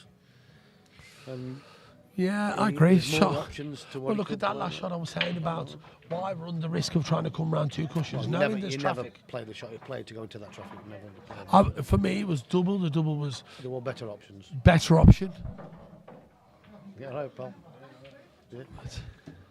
Yeah. No game tonight. Have you? Not wrong with that, pal. Oh, he's missed that. Oh, rare mistake there from Dan. Expected him to make that. It's good. Inviting a chance, but again, it's one of those. There is work to do, Andy, and as Shaun's proving thus far, he isn't always doing the work. He's running out of position. The balls, but he's still got to join the dots. He's gone too far, has he? He's gone too far, just slightly. Caught him again now. The cloth's just caught him out again. Just. And the thing is, it didn't need to be that precise. Got to swerve this one round. No, he's left the yellows as well.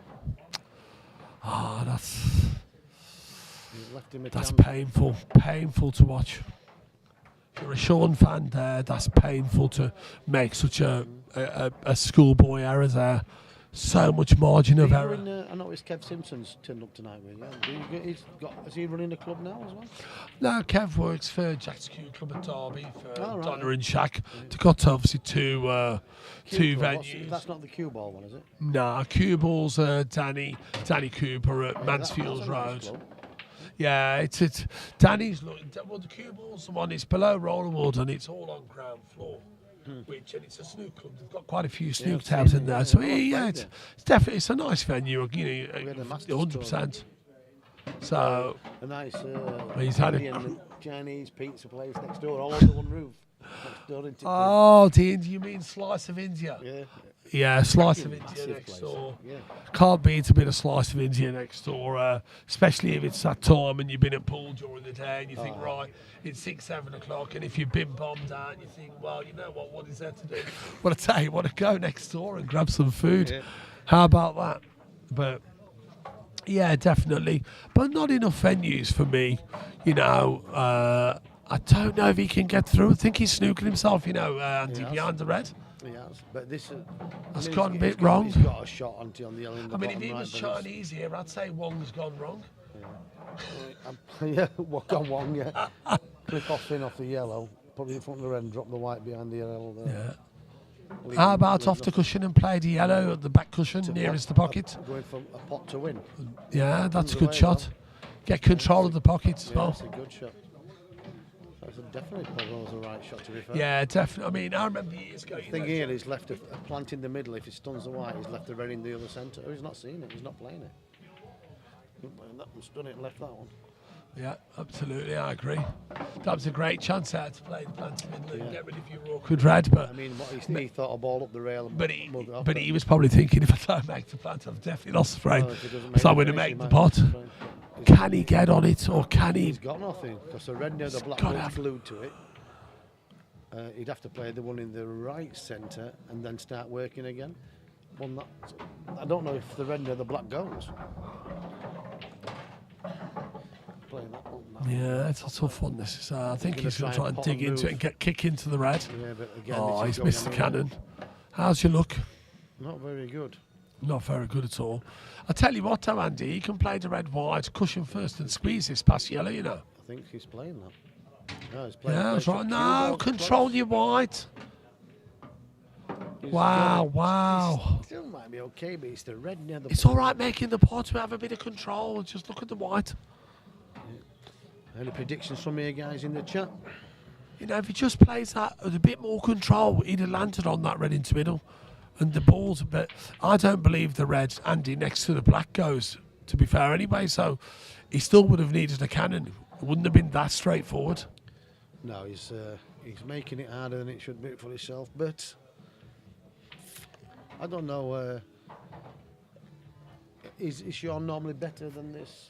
Is he more He is. I mean, consistent? the thing is, I don't know if it's I mean, he hasn't played the terrible. cloth I mean, or the fact that it's that bit quicker than. But he plays on a match cloth, so I mean, it's just blue. It's just no different to. But how new is this cloth? I would probably say 6 weekish now. It's perfect, and it's played in 6 weeks. It's not sliding after 6 weeks. Oh, if that thing, I thought you nailed that. But I tell you what, how about putting all your eggs in a basket here? That one high tariff, wasn't it? Yeah, that was very high tariff. That's frame over for me. Yeah, for me That's as well. that's 8-3. Can't be doing Did you stuff. get a drink? Eh? Did you get Yeah, I've got I thought you said a Bacardi. No, I didn't want to Bacardi, it's just beer, just Oh. calling. I thought you said Bacardi. Yeah, no, we can't be getting drunk in the commentary box. Your voice has gone. My ears have gone. Yeah, we're right just, pair. we're We'll play doubles definitely- together next time. Yeah, definitely. Well, I wouldn't say no, it'd be fun. But Gamble I win was this one, going Kenny. to answer that question, Kenny. I did the way this is going at the moment. It looks like unless something changes, he's just making it for me. He's making it far too easy for Dan to manage. If you look on our scoreboard, we've got like some odds compiled by Paul Bamford. They're saying that Danny would be a 2-9 shot from here and a 3-1 Shaun Johnson from here. I'm not saying that anybody's going to lay them Oh, odds. that's a loose shot, that is. It's a terrible shot from. Just not got through that white at all. Has he? Stroke. He just like jabbed, like stunned it in. He can only run up this. I don't think. Can he put that? What do you He think? doesn't want to play it because he's not getting on the black. No, I don't think he can chip it in. And, well, maybe he can. But do you have to go? No, See, for me, I wouldn't have terrible gone. shot. I'd have flicked off it, left the cue ball. on the Yeah, top rail absolutely. And gone one shot later. That's the old school shot, isn't it? Because there was no easy red. Easy, yeah, no easy red, and you've got a dolly then over the pocket. Where now that's just red down the But red. Andy, that's the old school in you coming out going, yeah, yeah. I'm just going to roll this, nudge it down and say, go on And then, say, "Go on, son, if have a you go knock- If you from knock there. them in, congratulations. Yeah, If you don't, then I'll get it next time. yeah. So that's when He's you just got to dolly this in now, That's what he and he thought. should have the angle off the red into middle to go up and down. go in one shot. Just to, doesn't need to draw the white back too far. I tell you what, that's a great shot by Shaun. I don't think Dan will be kicking himself. He will not, Andy. went Your one shot shot was to the him. right shot there. He went Give one- Shaun, make Shaun sweat, and just dolly the yellow out and put go. the Go on pressure. then, son. And it You're did him. 7-3 down. Go and have a go at them Reds. 8-3 down, now it's 7-4. So what's He the might next live to change regret that. He really might live to regret that. it'll be What do you 7. reckon, Andy? Could that be a turning point? There's always turning points in a match of this length, and that could be well won, yes, definitely. Wow. See, the match odds have changed. Dan will be kicking himself there because that's, to be honest, up until now, I've not seen him make, that type of error. When they've been there, he's cued the balls He doesn't nicely. need to play that shot. And Take your medicine is the word, isn't it, Andy? When it's happened, he's take your probably medicine. frustrated because he's landed there and Thinking I should have cleared up here, yeah. But he had an hell of a shot to clip it in thin. For me, it didn't really go. But lesson learned, he'll watch back and he'll probably think the alternatives. Sometimes when you're sat here watching like we are on TV, or you're sat in the crowd, you see shots better than you do when you're actually at the table. Yeah, definitely. Hey, listen, we're all the best armchair players in the world, Never aren't we? miss, never in miss. in the galaxy. Pot Honestly. everything. They go down the rails, they go along the back rail. I've watched World Championship snooker. I've made 2 147s while having a cup of tea and a packet of custard creams.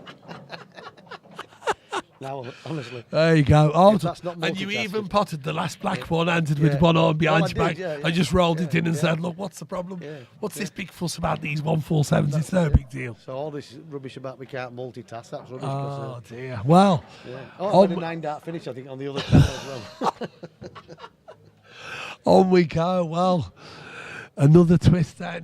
Me and Andy were sitting here just thinking, well, that's 8-3, and all of a sudden Dan's thrown one in. Raised to 18, 7-4. It's not desperate for anybody. And is it? it's like I say, I think 8-3.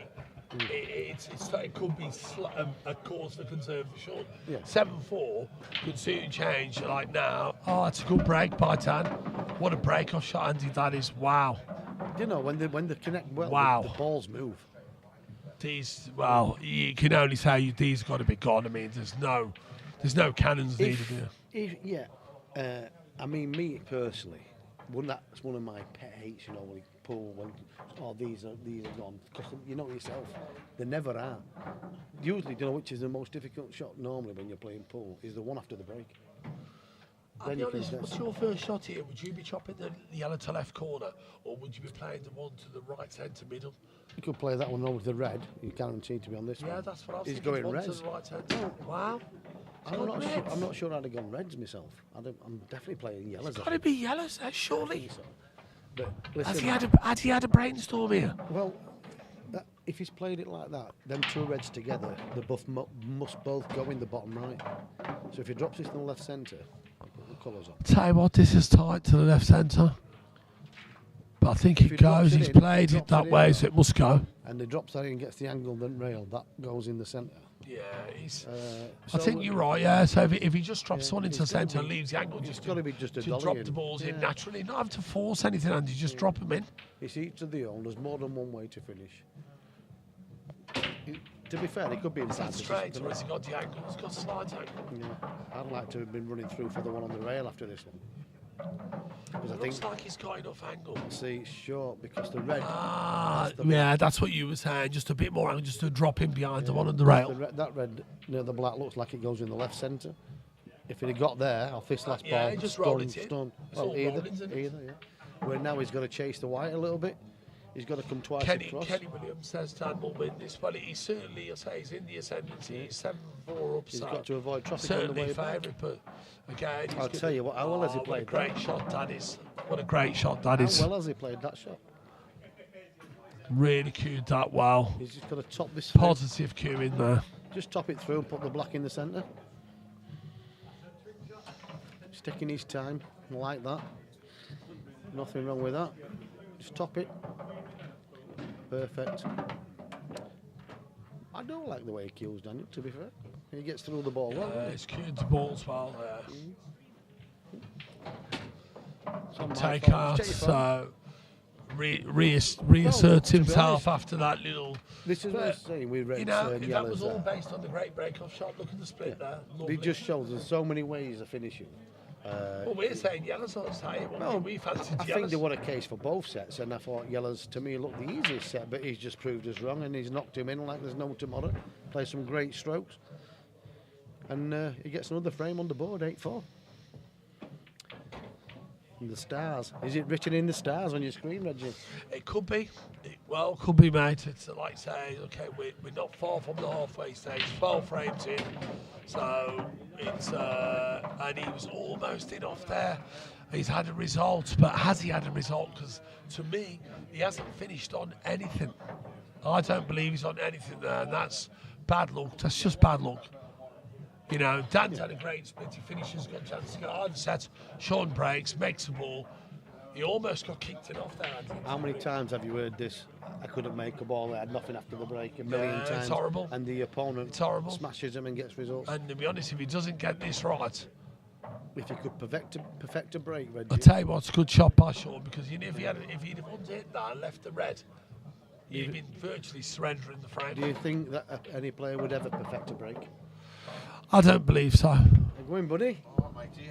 Yeah. Yeah, I'll give you a little mention here. I saw you having a little knock on it, mate. It's nice. Yeah.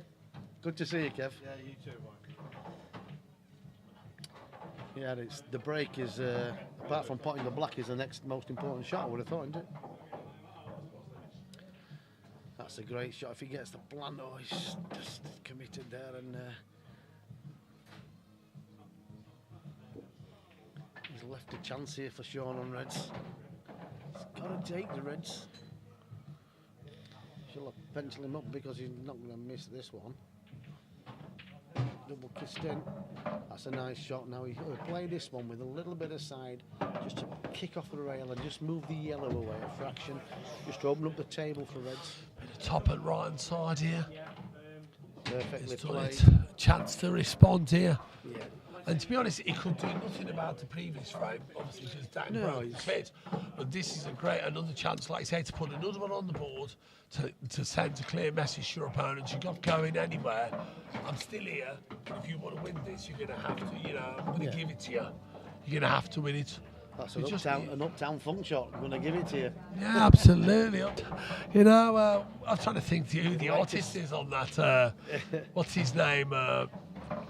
Don't tell me it's Bruno Mars. Yeah, it is, yeah. Uptown Funk, going to give exactly Saturday night and all this business. But Only just Mars I know is bars.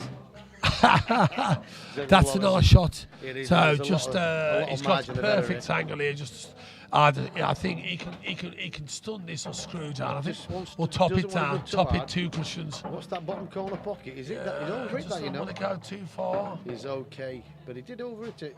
He's over it by about 12 inches. Yeah, he should be getting this one. That though. should be all right. The cue ball, unless he Should gets be a bad easier. kiss off the yellow, is safe. Must go, how you feel it has to go, this one. It was, Good hit, good hit. Yeah. Good response, that is, Andy, to be fair. It's good. Yeah, definitely. The game's starting to warm up now because Dan's taken out a nice dish. Yeah. Shaun's got off, like I say, he's got a chance off Dan's shot. It's taken up, so the game's really hotting up. Yeah. And a shout out as well to the game coming up in this month. Wayne Sedler. Michael Farland, Andy thank you. Patchett. The man from Ireland, let's give the Galway #1 a mention. To Galway #1 tuning in, Andy, all the way from Galway. Yeah. Michael, good evening, Michael Farland. There you go, he's tuning. Hope you're enjoying the action, Michael. Me and Andy reminiscing over old EPA days and tip tapping and how we didn't want to open the balls. when we used to be able to pot a ball. No, back in our day, you wouldn't allow to pot a ball. Andy's taught me into making sure I get my game back together and come in the Masters. I need to be part of that because Andy's right. Actually, to be fair, win or lose, back in the day there was no such thing as these sort of things. So it's good to still be involved in pool and a chance to go out there and strut your stuff. Yeah, it's in your veins, mate. I can remember watching you play at Golden 8 Ball or Bapto, it might have been called then. Oh, and, 2003. in the team, and you played really, really well for it. 2003, well, I only lost 2 legs all weekend, won it against Yorkshire lads in the final. I miscued against Paul Sullivan in the final. Cost me the frame as well, you know. Didn't give him the foul, but I've miscued on a ball up to rail and Paul's cleared up. But it went all the way. That did 3-all, and then we've had a 17-year-old with 3-all on. And he's potted the last ball in. That frame's ridiculous, Mr. Cornfield. I'm watching you on the stream here, mate. Gave you a mention as well, mate. It doesn't matter, you still get it. Doesn't matter. Absolutely. Mr. Cornfield's there making an appearance over by the commentary. Charity game, that one. Absolutely. All things. Is that right? In the motorbike. Ah, fantastic. See, there you go. Pool players ain't so, as some people might think, selfish and all about themselves. As Andy just pointed out, it's a charity Cheers, game. Michael. It's great to hear that, mate. I hope you enjoyed the stream with us tonight. And There you go. it's a good quality stream, Michael. Oh, absolutely. That's one of the reasons I come. Yeah, it is. It's to be part of a great stream setup. there's a lot of, like I said earlier on, a lot of good places now streaming, and streams are really good. It's good for the game of pool, that's for sure, because you've always got something to watch nearly every weekend, every evening. Oh, definitely. I mean, I can remember, Ooh, coming here back then, all them years ago, and seeing the streams that's Andy in its infancy back then, many years ago, when it was over there, as you said, and having to come on, and the stream here at the Rose is always been of the highest quality. There's no ifs and buts about that. So for the viewer, if you like, somebody who just loves his or her pool, it doesn't get any better than watching great pictures, watching games, even if you're not getting the top players. Do you know what I don't like, Rich? Do you know when somebody will play like a £10,000 upward per man match, and it's on Facebook Live? I don't get that, because you can't beat sticking it up on your big TV on YouTube. YouTube's got to be the best, hasn't it, really? Yeah, because you get it on your big TV. Yeah, but unless you can sync your phone, your phone to or your you telly. see one with a camera like, and the table looks like it's been stretched. And so you make a basic shot off the spot, and it looks like you've knocked one on a snooker table. But I think you have to go with what people have got. But you think even if you pay somebody to get the right streaming and things like that for the day, it's like having a referee on a big match. I mean, we have the big games here, and we pay the referee ourselves, which we did with the Pete Fisher and Gaz Higgins. We provided the referee for them, and when they were playing for that kind of money, and there's a lot of people about, then yeah, you probably should have a referee. Yeah, definitely. I couldn't agree more. I think every big game, when you're talking about, I'm going to say, I think anything sort of more than $2,000 a man, it warrants a referee. It warrants a referee. Stops all the little friendly arguments and things. Definitely. Like that. And referees can get it wrong, but it just stops all the unnecessary, silly and nonsense, because, as everybody knows, what do we say on a Thursday night in Liverpool? The referee's decision is final. Whether it's wrong or right doesn't matter. This as well, it stops all the heroes in the crowd going, well, that wasn't. It stops Eraptum, twisted Iraq. Here we got another one here, yeah, Ewan Murray. Good evening, Ewan. He didn't want that going in. I think he needs to. I think he needs to just take time. Twisted, and I've had too many of these vodkas. Well, he's Ewan just there. Yes, a great stream. Always tune in. Would love to visit one day. We'd love to have you down here, Ewan. Doors always open, mate. There's plenty of action in here. Every day somebody's playing for something. Always matches going off. Everywhere around the country there's matches going off. Exactly. It isn't every day that Reggie Gill comes to Ossett. So it's one of them one-off occasions for the two. But absolutely, I can recommend it to anybody. And there's always something happening at the White Rose, whether it's a small game, a big game. There's always pool to watch. Look around the club. We've covered a couple of tables up for the match because it's a big match. Normally on action night, if it's a 100, 200 quid match, we'd let them tables aside in play. But because it's £3,500, give them a bit. Absolutely. Which is good. But all the other tables that are being played tonight, what you can see is a money game. Yeah, of some description, They're whether it's 100, 200, whatever. So, but again, it's hats off to the club, because that, if you like, the respect to the situation to say, look, normally we'd have the other tables on, but this game's ended up at £3,500. We can't have people at the side when people are playing for that sort of money. We're going to have to just shut the other two tables off, which is fair play, because at the end of the day, it's all about reputation. It's all about setting standards. So, of course, you set your own mark, you set your own standards by doing those things. And that feedback... Like I said, if it had been a £200, £300 match like we get regular, then them tables would have been in play. But, They've fetched a few. You've fetched a few with you to watch the match as well. Yeah. Sit down and enjoy it. And, Absolutely. Well, I was up there for a bit, and I thought, you know what? Phil, I'm sitting here watching it, calling for me. Darren, Right. you can have a I'm say just, again. I'm standing up there, and I thought, you know what? Andy's down there in the commentary by himself. I think I better go and give him a hand, because there's only so much oxygen he's got in his lungs, and no one talks more than me. Well, I've So got plenty, but just I can't get a word in. But I'm just trying. I'm only kidding. I'm just trying to make sure Andy doesn't run out of oxygen. Yeah. But he's right. When I get going, many a good man can't get a word in. Not just Andy. Here we are, another Michael Newsom. Great stream. Good to have joined playing at the White Rose. It's great to have you here, mate. Live in Aberdeen. Next time I'm in holiday, we'll pop in. It's a fair old way, is that for you, Ewan? But like I said, get yourself a range. We've had a few of Scotch lads down here. I can't think of his name. Chris Slack, is it? He played a money match down here. Is it Chris Slack from up Scotland? You'll know better than me, Ewan. I think it is. Great character. He came down and played. I was in Aberdeen a couple of seasons back, I think 2 years, 3 years ago with, I can't believe it's that long. I think it's 2.5 years ago with Brad Williams to play Martin McIntosh. Martin, We went yeah. up there Martin's a great to the Legends Club, Fiona Daniels' place, and Derek Ahern, bless him, has had all his issues with his health and stuff. A tremendous Derek's character, been down Derek. a few times and played in Good- our Masters. He's an incredible character, Derek, isn't he? What a man that bloke is. I mean, all the issues had. Jeff Bennett, You know, amazing guy. I love Derek, and I've been up there. What a good setup they've got, you know, Andy up there, and again made us feel more than welcome. And Yeah, it was a good night. we've got a Masters event coming up on the 26th or 27th of August. It starts. Can't remember that weekend anyway. £100 a man, 48 players. We've got 46 names in there, so there's only 2 places left, and we've got about half a dozen coming down from Scotland. We've got 12 from Ireland coming over. Wow. Pretty much all internationals.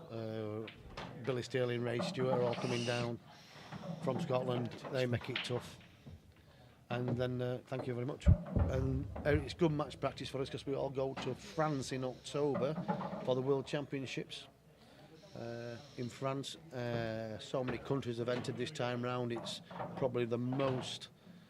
Yeah, I've seen something about ever that. It's been mad, isn't it? entered. This Oh. time it's like so many. Do you know why? Do you know? Because I mean, Bridling's fantastic for the venue. The Spa's a fantastic venue. Oh, But you know, when you go to France and play in a tournament, yeah.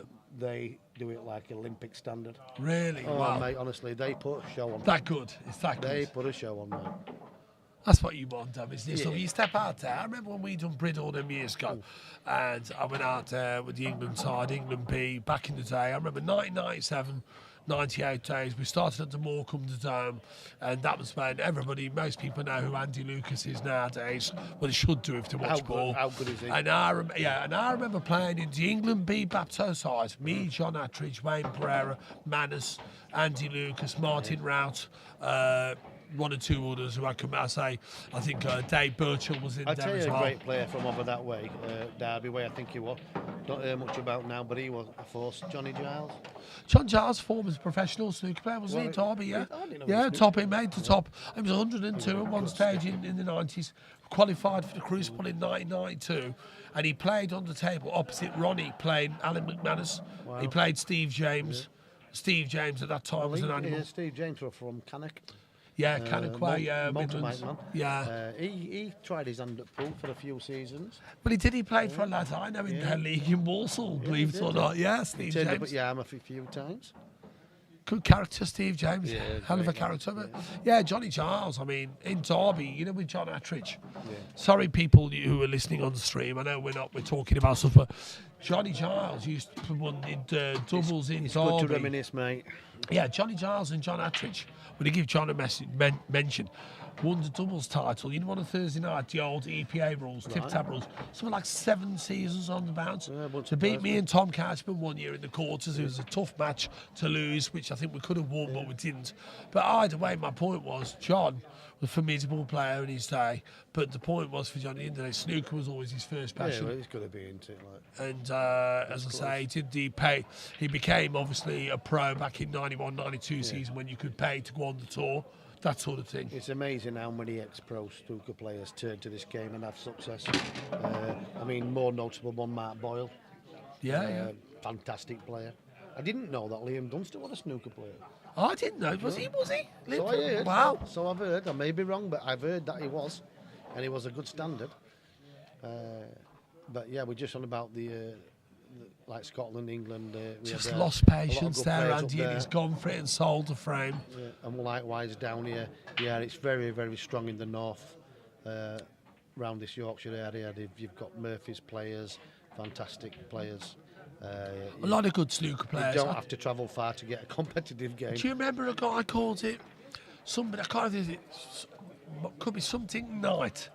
Years ago, turned to 9-ball. Somebody Stevie Knight. Stevie Knight. He went to America. He was he went to the American 9-ball game because he was a not a failed snooker player, good snooker, but couldn't quite cut it in them days He because. was a top stick.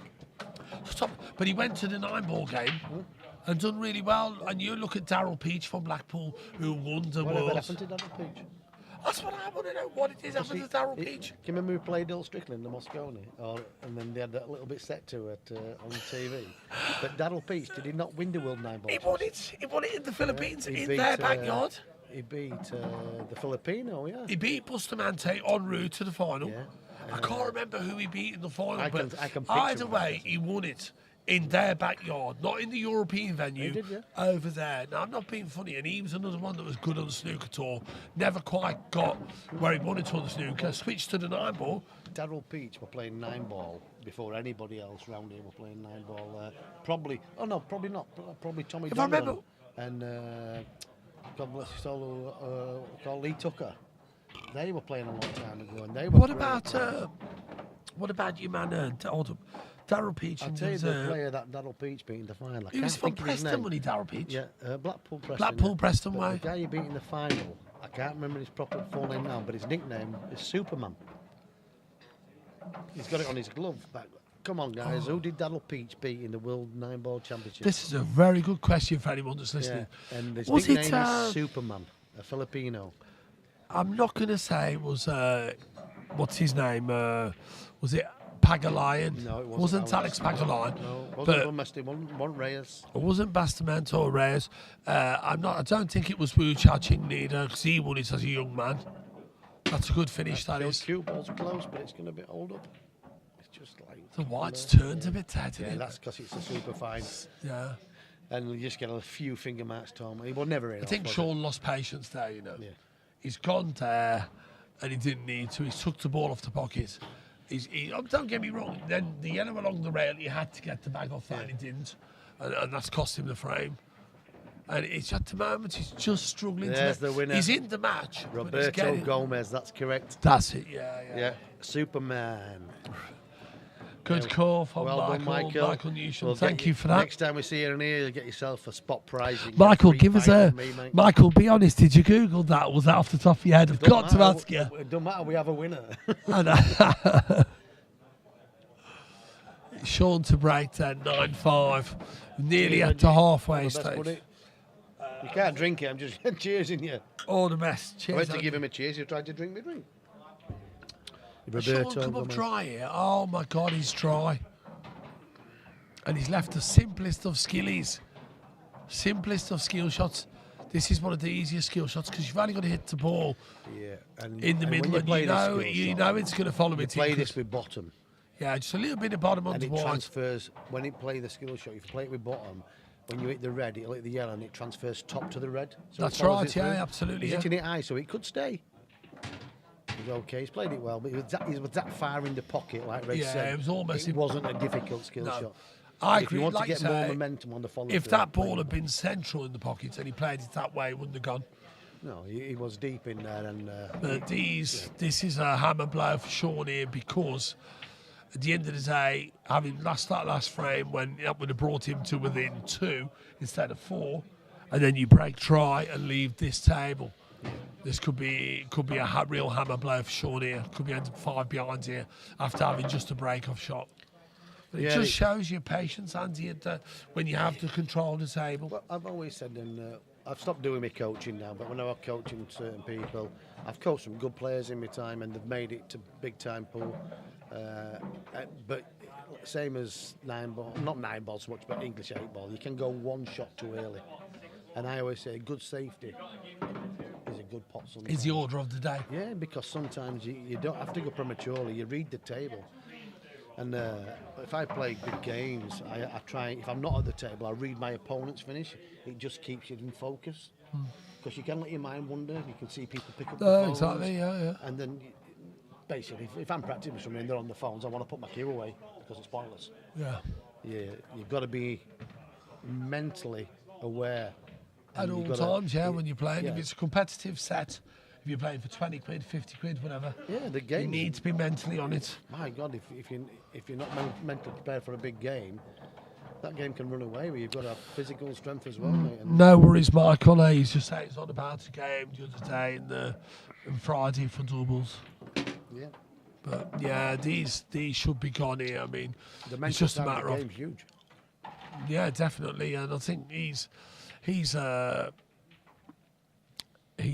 in good shape here. I think it just needs to drop to one into the middle and leave the correct handle on the last red into the corner, I think, to get back across for the black into the left centre. Or if you've got the angle to go above the black, you've got options. You can go for middle bag if you prefer, or play to get on it into the bottom right corner. He might have to play off the top and come down again, you know. Yeah, it's just he doesn't like the look of playing. Southport Snooker League many years. He travelled from Blackball. I agree with you. I think he's going to pot one to middle and screw it ready and screw back up through the ball carrier. He's just going to drop it in where he's playing that. Yeah, he's okay. He's got a lot. He can play this off the bottom rail and back out up towards the blue spot. To the right of the blue spot would be nice. Oh, he's stunned it across.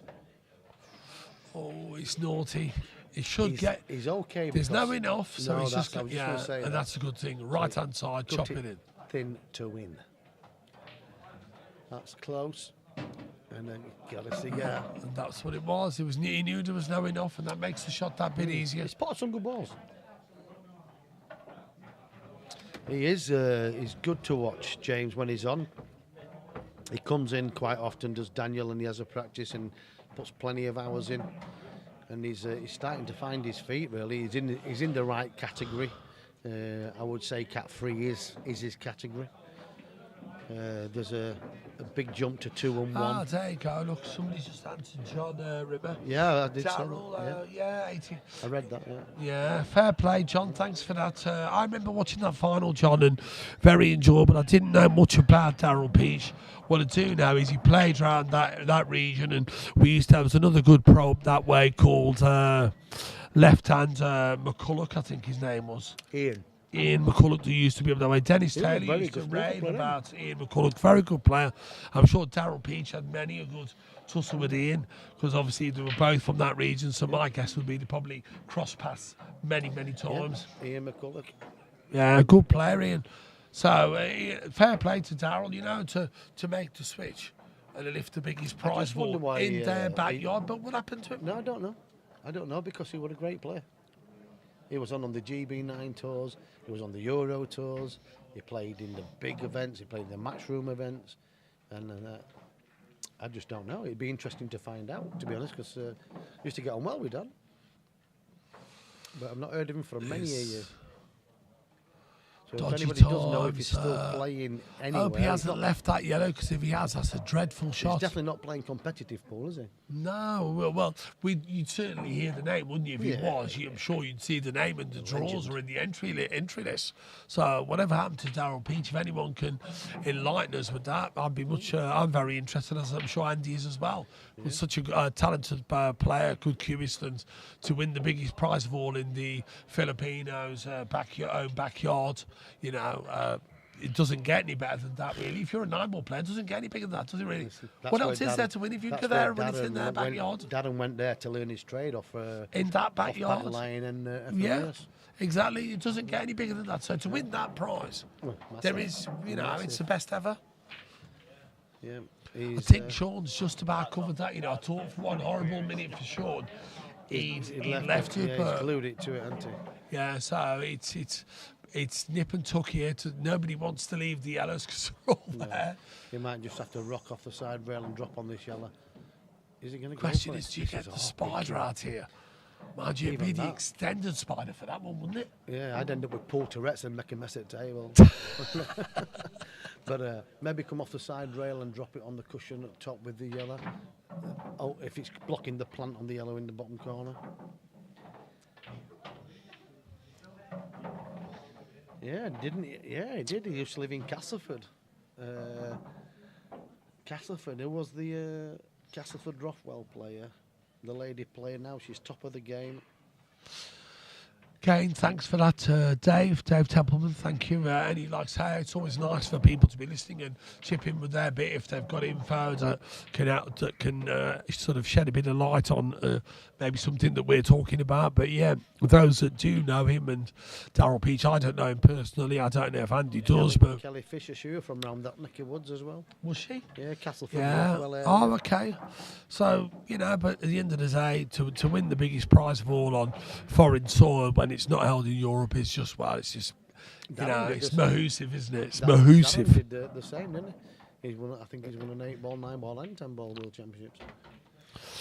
Well, I mean, you know, for any player that can go that region and win big events, the world obviously is the pinnacle, but any big ball events out there against those players that swear by it and think it's their game, it's massive, you know, it doesn't get any bigger than Oh, my that. word. I thought he That's got, a very ambitious shot. I thought he got away with the beauty.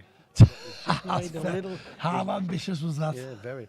He's just made a little bit of yellows, a little bit tricky. Well, he has. I'm going to say, bar the one from the right-hand side, I've got the reds here. If he's got the angle for the red in the left centre and stuns down, he can play it in such they're a way. all if he there, get- aren't they? He can play it to the yellow. One if he good gets- positional if shot, he yeah. plays it onto the yellow. How about the one into the green corner pocket? Stop this one in, yeah, green corner pocket down to this side of the table. Yeah, it can. And if you don't get on it, you've still got the one below, between the two yellows on the left to the middle He's got a to big recover the margin of error. situation. Oh, don't wait for it. How's your look? Perfect. Tell you what, that's perfect. Unless Good it's shot, touching yellow. positive shot. But it is a Got to great make something happen, then go and make it happen. I think all he needs to do here is drop this in, play for the one to the left centre, run through for the other one into the right centre, and then you've got two drop-ins. Just negotiate them two balls. And Cheers, John. that's Well all you need to do. There you go. Pot this one to middle, run through for the one into the opposite middle. Take your pick after that. You can go either way.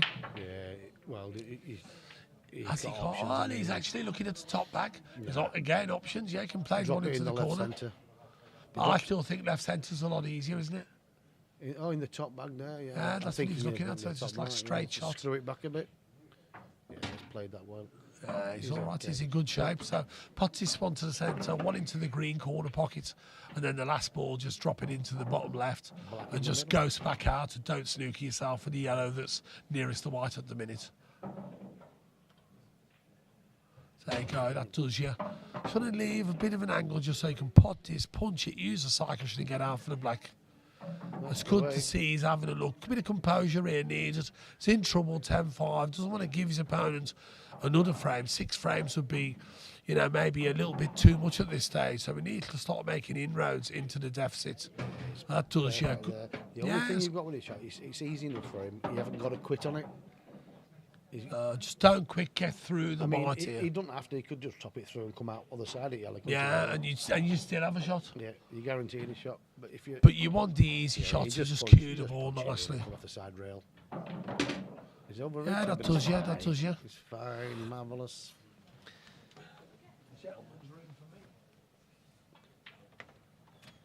And that puts Shaun one more frame on the board, 10-6.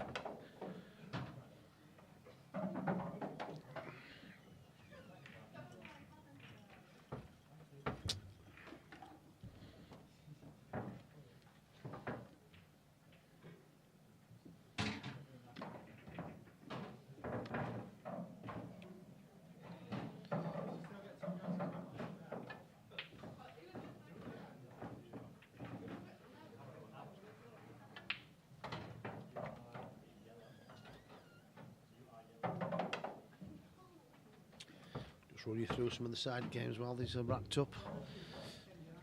Craig Starkey, 13-7 lost to Ian Ollindrake tonight. Jesus.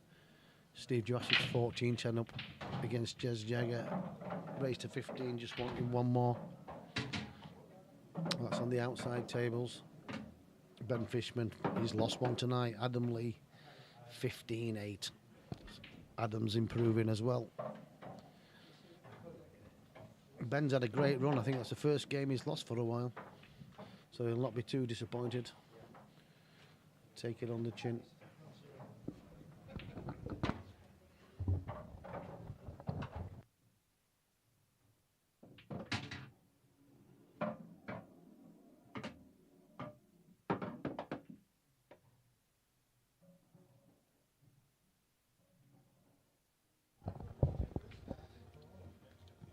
I was just going to turn Reggie's mic off and leave it off and he wouldn't even realise.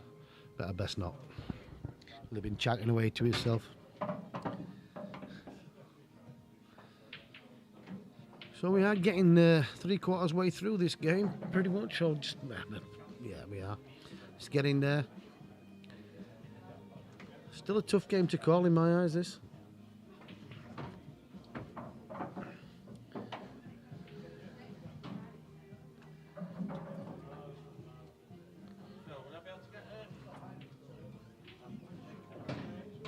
It's a nice stroke on that one, did Shaun. He's got a good chance here.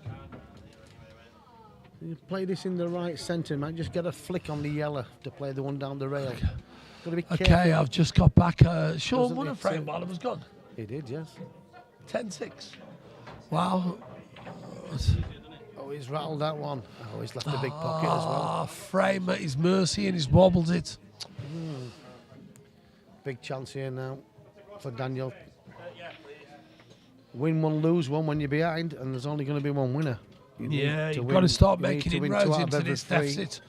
10-6 needs to, you know, from Shaun's point of view, we're at the halfway point, aren't we? 17 frames in, so 17 frame. So he needs to start making it. If it goes all the way. It's going to be, I got a feeling, next 2 or 3 frames are massive in respect of how big the results can be. He plays this. For me, I'd be playing the one that if Shaun can get within touch, I think we're going close. I can't pick a winner, to be honest, but he should play the at one the moment, Dan's definitely favourite because of the lead, but if Shaun can win 2 or 3 play and the get one close, off the cushion, off the red and open it up. Yeah, it's a roll there. I mean, it's like, he's got the big bag there, as you say, Andy.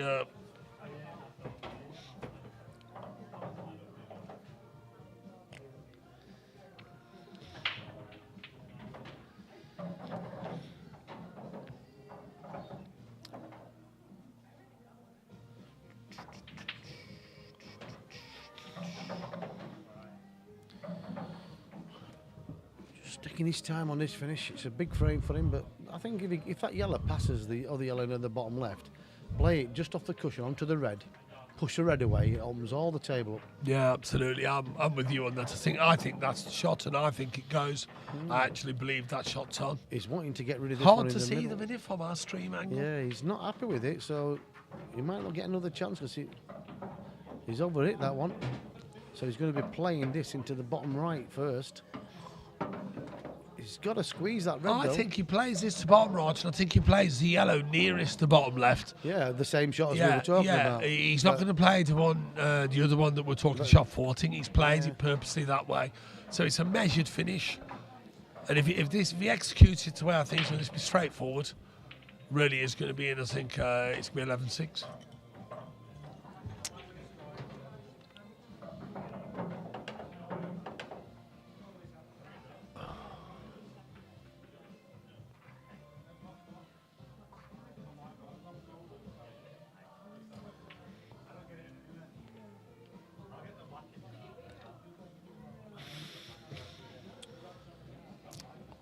Just going to roll it in if he's playing your shot, Reggie. But he's got to still be careful because The shots, all on these shots, just depends on where the white finishes and what angle he's got. He's got to work with the cue ball now. If he'd have played it before, he had a stunning to there, opening up. Then he had that shot he's just played after, which leaves him on the open pocket. Now he's got to work he's going to drop this in and go for the one in the middle after this. He's played put a good stroke on it, but now he's working. He's hit that too well, to be fair. He's hit it, I was going to say, it's got into that too well. I mean, I think it's a 2 cushion shot. Yeah, but watch that traffic with the Reds. But he could just play the yellow this time down into the bottom corner, off the red, and still be under one nearest the yellow corner he's pocket. wanting to leave that to last, isn't he, for the black? But He is, but would I'll be honest, do you risk running the positional no, shot? I think I'll play your shot. To be Yeah, I think he's going to go twice across, just cut it, there you go, look. He's played it well. Yeah, he's just keeping it Because he simple. wanted that to save to last, so he's purposely saved the big pocket to Now, connect it's to the all black. about how well this yellow hits the cushion and slides in off the I red. wouldn't be braying this all, I'd just be rolling it. Yeah, because look where the red is on the right-hand side table on the cushion. There you go, He might block perfect. the black. Wow, would you believe That's why it? I would have been Would you believe that's it? why I would have Andy rolled said it. he would roll. Good call, Andy. Roll it. Good call, And then he Doc. can never cover the black. Absolutely, you can never cover it with your No, roll it just travels And 6 even inches. if it didn't drop, you're still going to Yeah, red it was on the always side going to cushion. drop, but the red only travels 6 inches, so the black's open. Wow. It's the same shot. I bet you can't believe he's looked there, can he? On his knee? He's kicking himself, but if he can hear you, you'd be going, well, why do you hit it so hard? No, he'd be saying, "Shut up, you don't fool!" Like, I'll play what I want when I want. He's overridden that as well. He's left Wow, the and he's angle to not get the played back- that well as well. He's actually left Johnson an angle to cut the red in and fetch his back ball out. This could be the one Hey, that got can't you away. tell they're not good at the tip-tappy game like in the old days where we had to roll to balls and land on the It's the same cushions? shot, though. I'll tell you what, he's okay.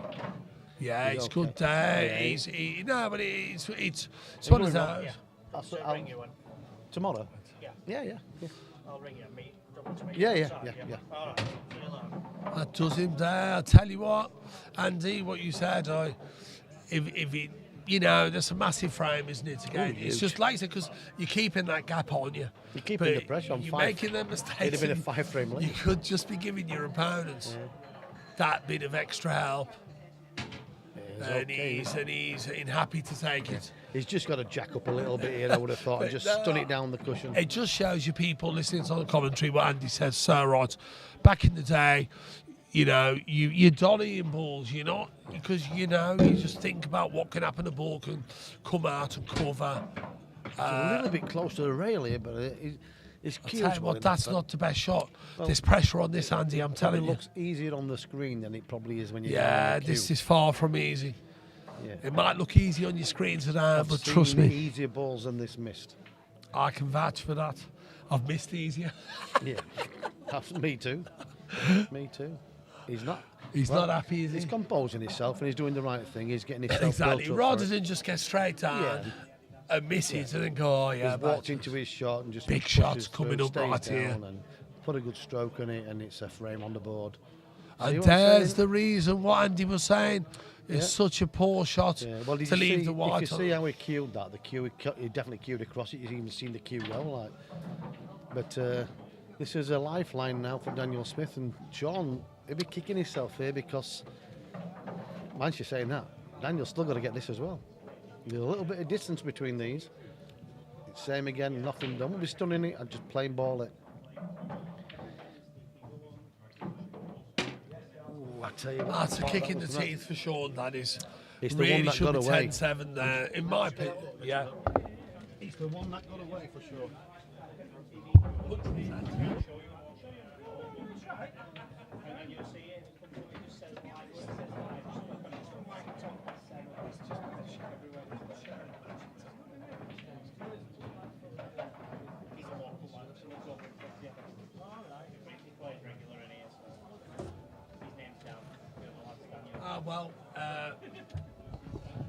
It is what it is, and if you don't take your chances in this game, that's what happens. Pressure black, as I said, it looks easy on the stream, but it's far from easy under the side cushion.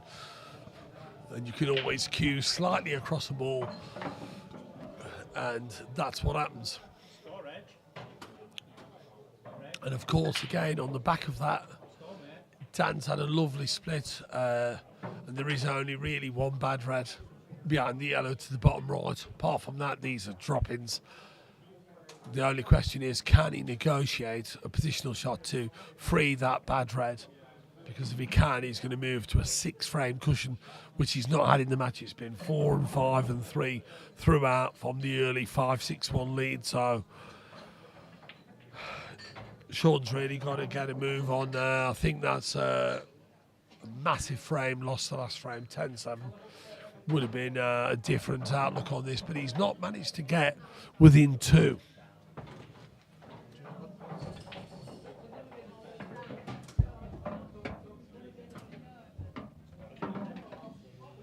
11-6 to Daniel.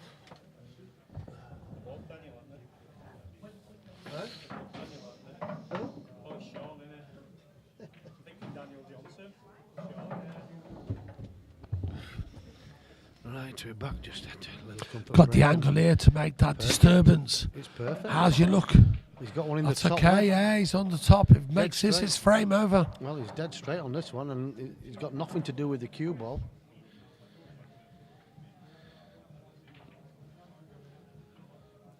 He's topping this one. I think I wouldn't be topping it.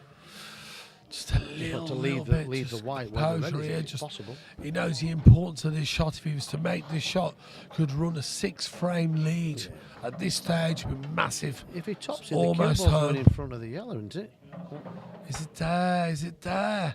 No. No, it's not there. For that, you punch it in. I would have thought so. Why has he rolled that? You punch it in and you put a good shot on it, good Would you- stroke I on would it. have punched that and run the white into the side cushion. We Because are- you couldn't fail to be on the one then you behind the drop black. bottom right, come out, in, out, shake So it the all about. lifeline again for Shaun here. Okay, it's not easy, but he's looking at the first yellow thinking, should I double it? Risky shot. This don't pay off its frame away. Is he going for the double here? This could go wrong He's as gone well. for the He's double. played a good Brave shot. shot, good shot. Very good shot. Brave shot.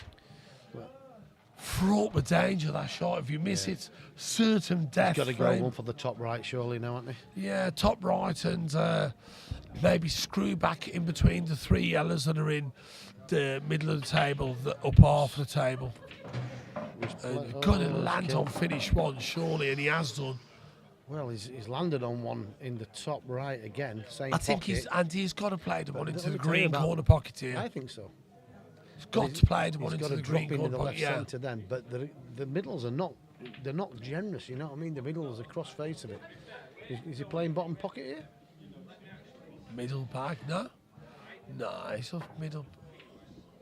Well, you know what? That's not too bad. Well, he's left a In perfect all- angle on the bottom right to get across there, and probably not the He yellow. has, but I think from his point of view, he'd be happy to. I know what you're saying. You're right. There's half a chance Dan can make that shot and open up the game Listen, and Dan win the will be game. glad to get back to Yeah. the table. So I think For he's me, got to I play this. would have gone. I would have gone for the green corner I pocket think shot. he's close there. to knocking the yellow in here. That's unlucky. Good effort. Very good effort. Yeah, the shot And here. what you said, There's Andy, actually a the shot angle here. was there, wasn't Yeah. it? There's a shot here as well. He can play the red through the yellow, Yeah. not the yellow towards the top cushion, and the red's going to be close to the left centre. It's like you run the red through the yellow. Oh, okay, yeah. So you kill the yellow at the top, and you play the red through it at the right angle, and it continues the red. It could easily go into the middle. He's playing it. He's seeing it. And if he gets a nice little bit of good luck, he might blunt the yellow onto the red over the top.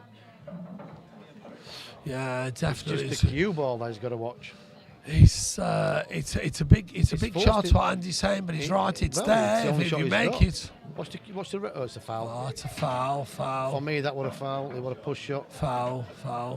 I think he's admitted it as Definite well. foul. Yeah, he's got the cues, was got all certainly, over yeah. the shop there. Yeah, But like I said, It to you, did. I know he's pushed it, but he did plant the other ball. yeah, it did. That's what I'm saying. But the shot you were calling was there. But It the was. problem was, unfortunately, he lost the cue and Yeah, he just- fouled away. But yeah, tell you, good call, Andy. he Absolutely. pushed it that well, he nearly popped our eyes out.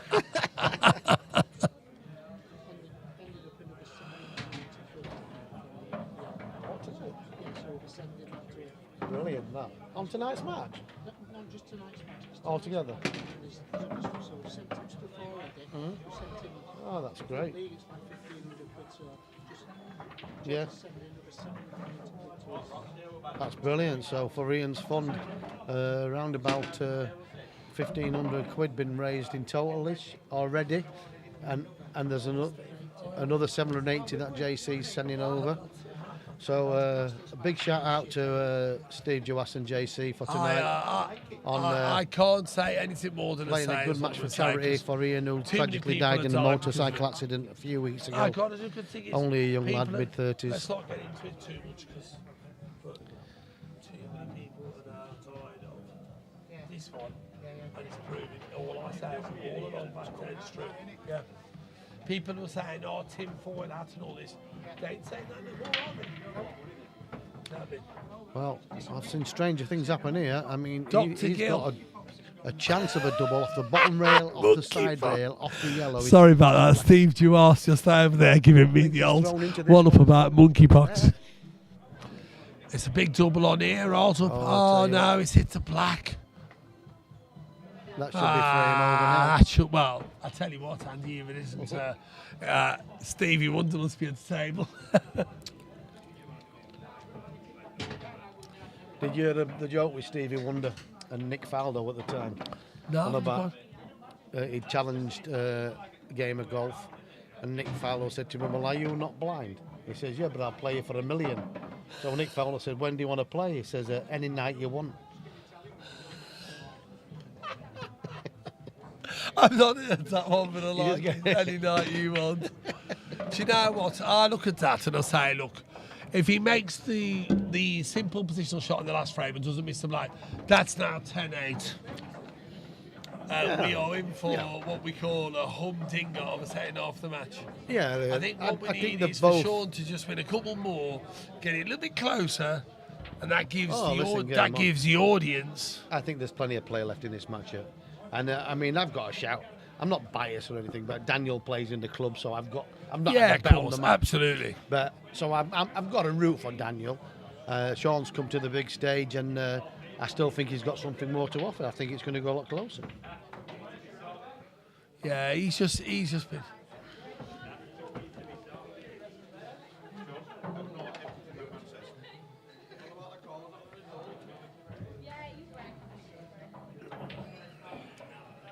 It's not a pleasure, is it? No. It's a game of mistakes from. I think Daniel's played some great frames. Do you know what? I think Shaun's helped him look good. I don't know how good he is, but Shaun's left him such easy finishes, and he's got them really nicely. Yeah. No, He has. I mean, I've seen Shaun play for a long time, but he's definitely made more mistakes on his finishes, and Daniel picked up yeah, the pieces. absolutely, and he's took them well. He has took them well, and he's played He's just some. played a bit more yeah. intelligently so Yeah. far, and that's why he's got the lead, isn't Yeah. it? Yeah. But, Just one or two, probably shot selections that you probably play a little bit Very- different. Like we, very questionable. yeah. But I mean, Cat 4, Cat 3. I'd say Shaun's. I don't know. It's not a mismatch by either one of them. No, absolutely. It's not. very much been 50-50. No. It could easily been 11-7 other way around, but Daniel's held himself together. And let's, as a local, we have to shout him home. Absolutely, yeah, I agree with Andy. I mean, at the end of the day, Dan plays in the club, and as a local lad to the club, you know, it's only right that you've got to give your locals that bit of support. This is probably Daniel's biggest pot he's ever played for. I don't know if Rich is still in there. Is it the biggest pot Danny's played for? It's a great pot for a Wednesday night, that's for sure. It could have quite easily been a Saturday afternoon match or night match. Oh, on for sure, MTV. £3.5 grand pot. I mean, it doesn't even think about a Wednesday night, £3.5 grand pot. Wow, you know. Definitely 11-7. I'm going to be honest. I think if I had to be honest in this match, I think the score should be 9 apiece. I think it should be level. I think if I was honest, I don't think Shaun should be able to think. For me, it probably should be about. I think they're about level. But you know what? On the back end of that, what I would add is, if you don't take your chances like You to get this black punished. frame for, Yeah, you get punished. then that's why the score And that's what reads Daniel did 11-7, early on. and Daniel's done that. Yeah, For me, he's done that pretty well. Apart from that one moment where you said he should have just dotted the yellow off the cushion. Yeah, shot selection. And shot selection. Wrong shot. Yeah. Apart from that, I can't think Daniel's done that much wrong. No, be honest. No, he's played some good shots and he's played some really good finishes. Shaun has played a little bit loose at times when you'd expect the frame to be over. Yeah. But listen, I think that's the categories seem to work. If that were a Cat 1 and 2, then frames would be gone, done and dusted. No. The cues would probably be away now. But it's not, and it's about letting people of all abilities play on the big stage, have their moment of glory. Oh, absolutely. And sometimes these games, I watched a game other night at Murphy's. Craig Starkey was playing Ian Wynn, and not pulling them down by any means, but let's say the Cat 6s and 7 players.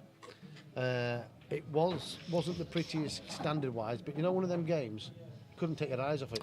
Well, I don't understand this. Why is so? Them games you know, sometimes is more category a job. 3 higher than Shaun? Or is Shaun listed as the higher player category? No, Who's the higher ranked player today? Is that Danny on Smith? the ranking is Daniel Smith, but Right. Shaun, that's an old category. He hasn't played here since the John Mayer match. Ah, that's So why he's basically, Cat 4. Yeah, he'd definitely be in the Cat 3 cap. With Daniel, yeah. That's the he's in. It's only because this isn't his local area. No, he's in the category bank because he's not been updated. He might not even be on our Cats list now. That's an old that Daz would have put on when he's seen it there. But Shaun would definitely be in the Cat 3 rank, and Daniel's in the right category. I'm not saying he'd struggle against 2 players because he's beaten, but over the distance, over a match to 18-21, then the Cat 2 would be, well, should be winning the match. Let's just say it's on the day. Absolutely. They could play 2 or 3 times, could play 10 times, it could be 5 matches all. Evening, Mark, hope you're well, pal. I've seen you for a while, bud. And that's a great break again there from Shaun, but again, it's a messy table. It's a messy one. All right, pal, well done tonight. A few more quid raised for charity, for Ian's fund. Yeah, I'm sure Steve was just telling me another £700 odd pound to go in and 1,500 or something raised. That's Got 780 quid towards Jamie, I think. yeah, but listen, it don't matter, Jay. And it's even more fun when the 6 viewers watching Alex and Leo on table 6. Well, that's good then. I don't even tell Darren Norris it's finished. I don't want him to cut it off just yet. No, let them carry on, mate. No, it's been a tough few months for raising money, and we've lost so many, and I've got another one next week. One of regulars, sepsis, just passed away. Yeah. Next Thursday, another funeral to go to. One of my friends who works at William Mills, their dad's passed away recently, so it's like I'll probably play that Lee Taylor game next week and put money towards that. And if I win, it's been a tough time, you know. We'll be due a break. Definitely. Crazy, mate. I'm definitely having a break when I play in Macker at 27th. That will be me having a indefinite. Yeah, well, Wayne Sedland messaged me the other day, and he's coming across week before he plays Patchett on the 23rd of this month. That'll be a good game, and he were asking for games in week. He wants to play me on Friday. Yeah, well, he's playing Tomo, I think, on Friday. Yeah, not for a lot. And he asked me, do you want to play for it? And I just can't be bothered.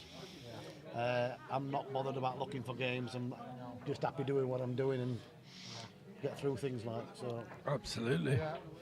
Mr. Gill. Mr. Cornfield as well. Ladies and gentlemen, let me just say, Mr. Jeremy Cornfield stepped into commentary area, my old friend, and it's good to see him. Good, absolutely. Wandy was saying to me, fantastic, Jez and Steve tonight, raising money for good causes, and that's what, you know, just like musicians do with music. Well, us pool players can also do it and raise money for good causes. So I just want to take this opportunity to just say, look, a massive well done to Steve and Jez tonight for doing what they've done to raise money for a good cause. So, you know, let it be said, the Gill Factor said it first, or maybe second behind Andy, I don't know. Either way, it's all good because we all love to play the game, those of us that love the game, and if we could do something positive like that, which is totally unselfish towards ourselves, but for somebody else suffering, suffering, somebody suffering in a worse position than yourself, and you can do something to make something better for them, then you know what, hell, I take my half to anybody in that position.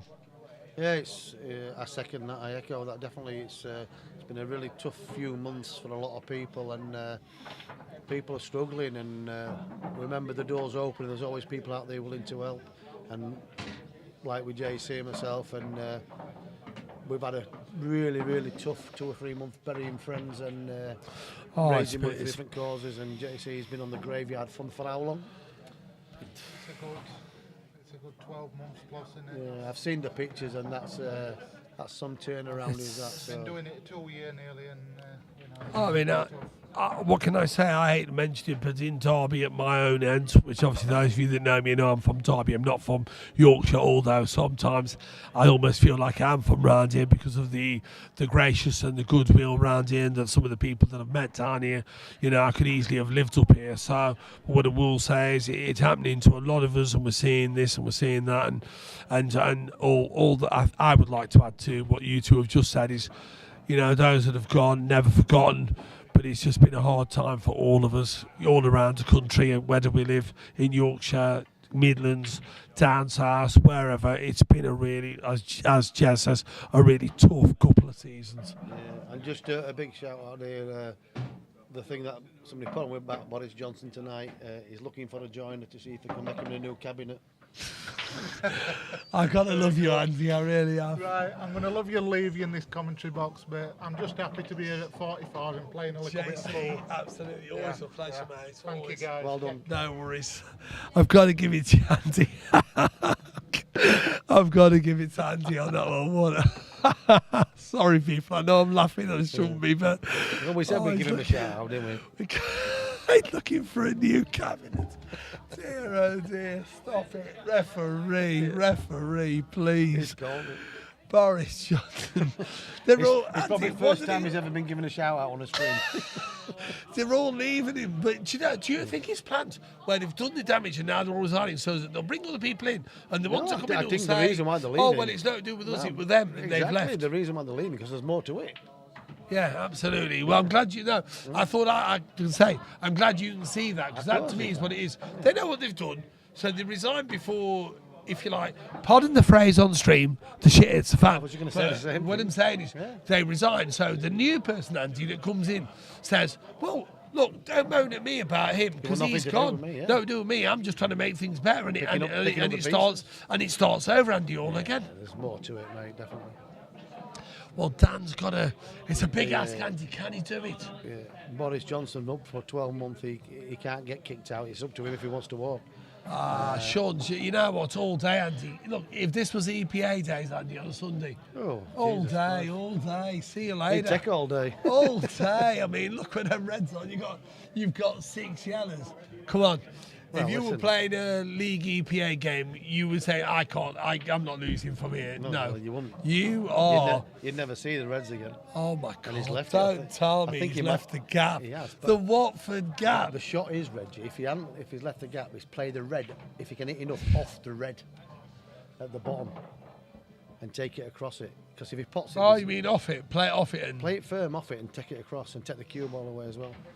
He's gone straight at it. He's gone for that's he had a better angle there. Yeah, I agree with your shot because that's a nothing shot. Now you made it even easier. It looks like the red's far out, but if Yeah. you're half ball, it's carrying.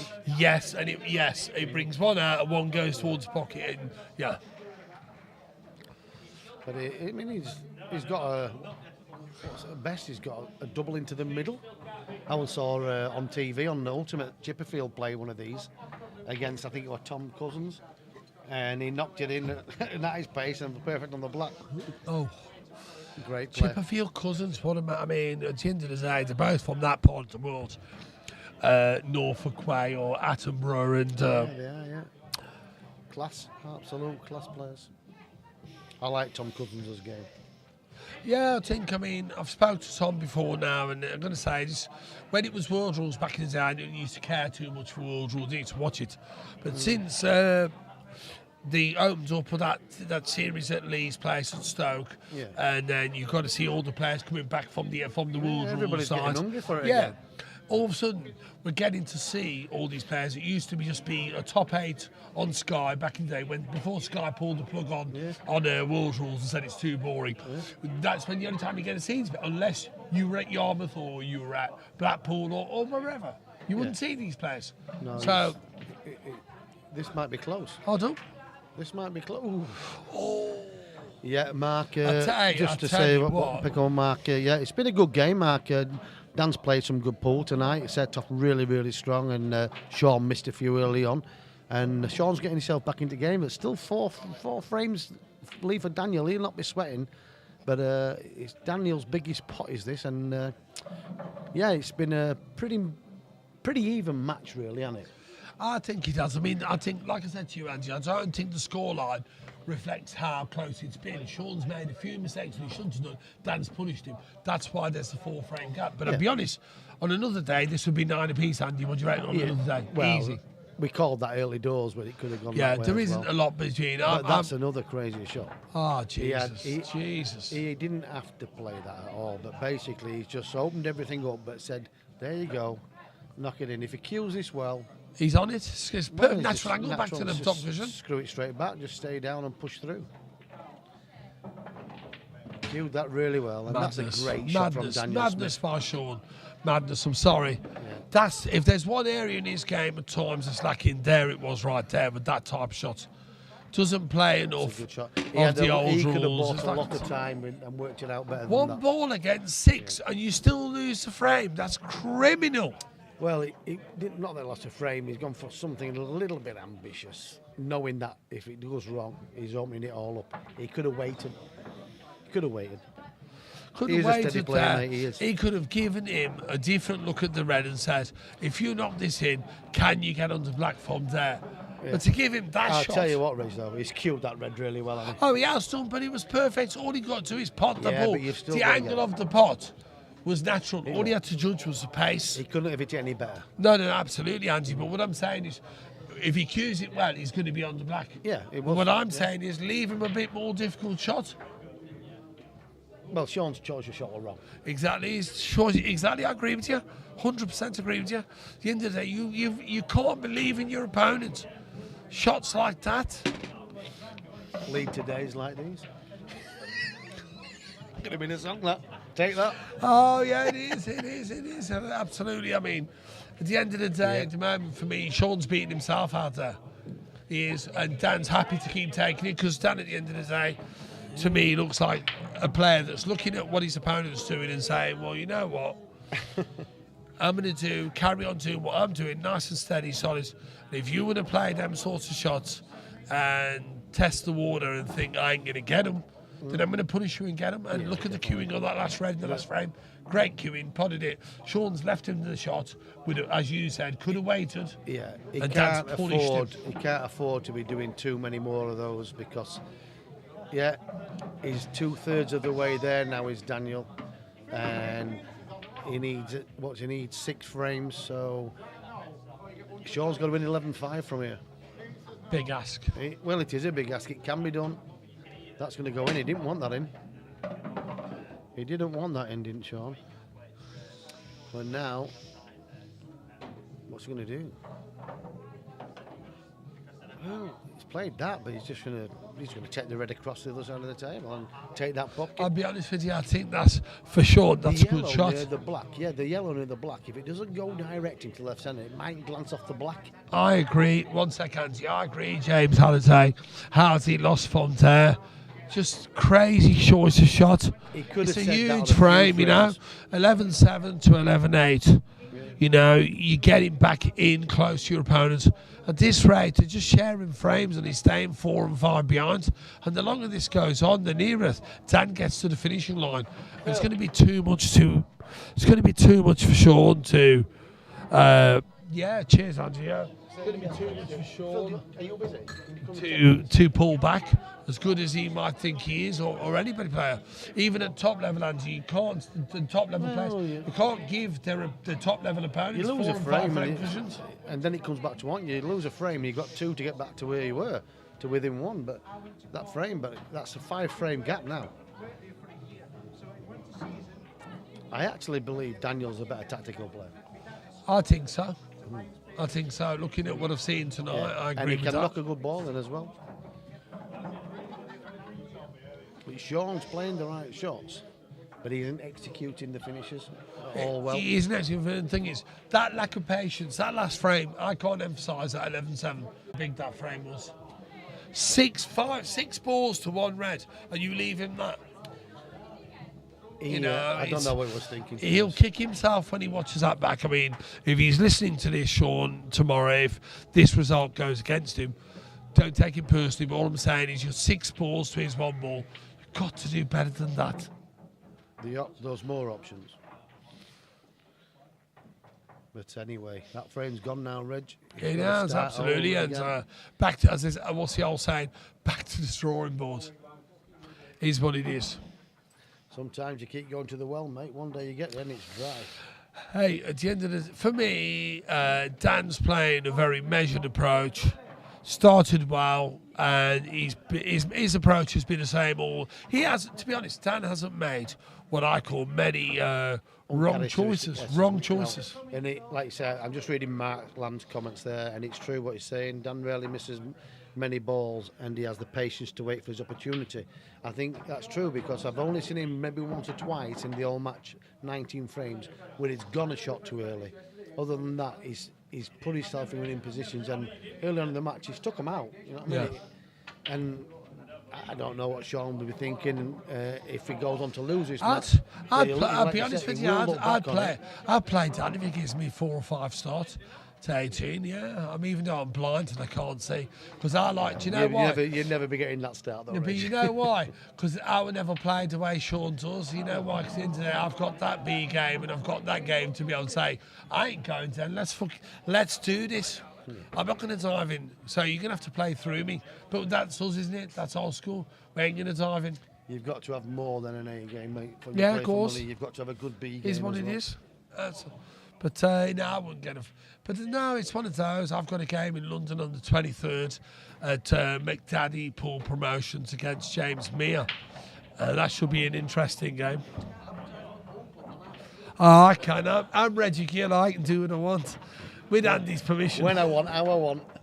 No. With your permission, of course. All right, I'm respectful. But what I'm saying is, at the end of the day, I still enjoy a challenge for 500 a grand a man, that sort of thing. Why not?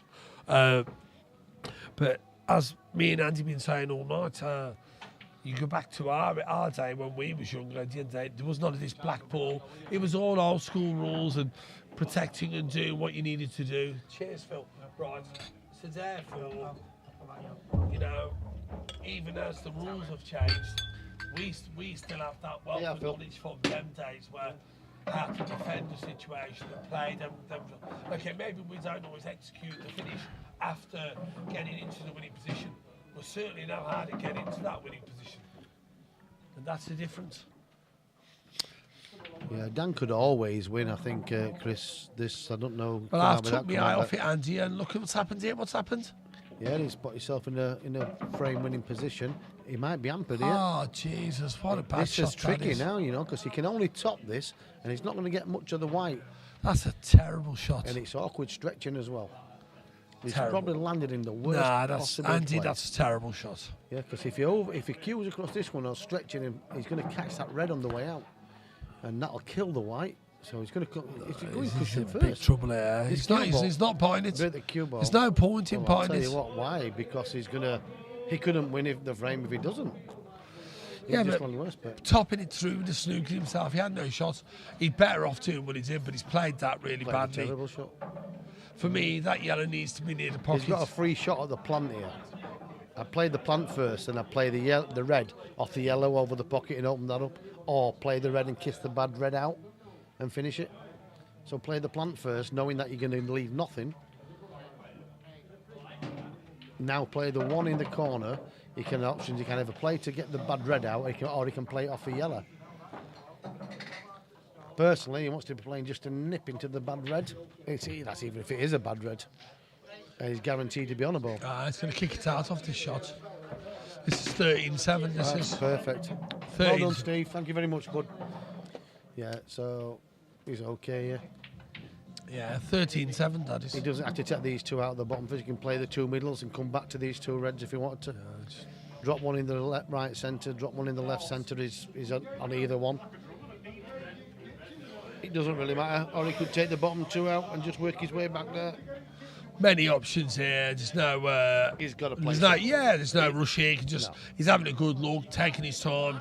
I'm just thinking he might play the centre first and just run high with a cue ball. Yeah. Now come back down to these two. He's guaranteed to be on it.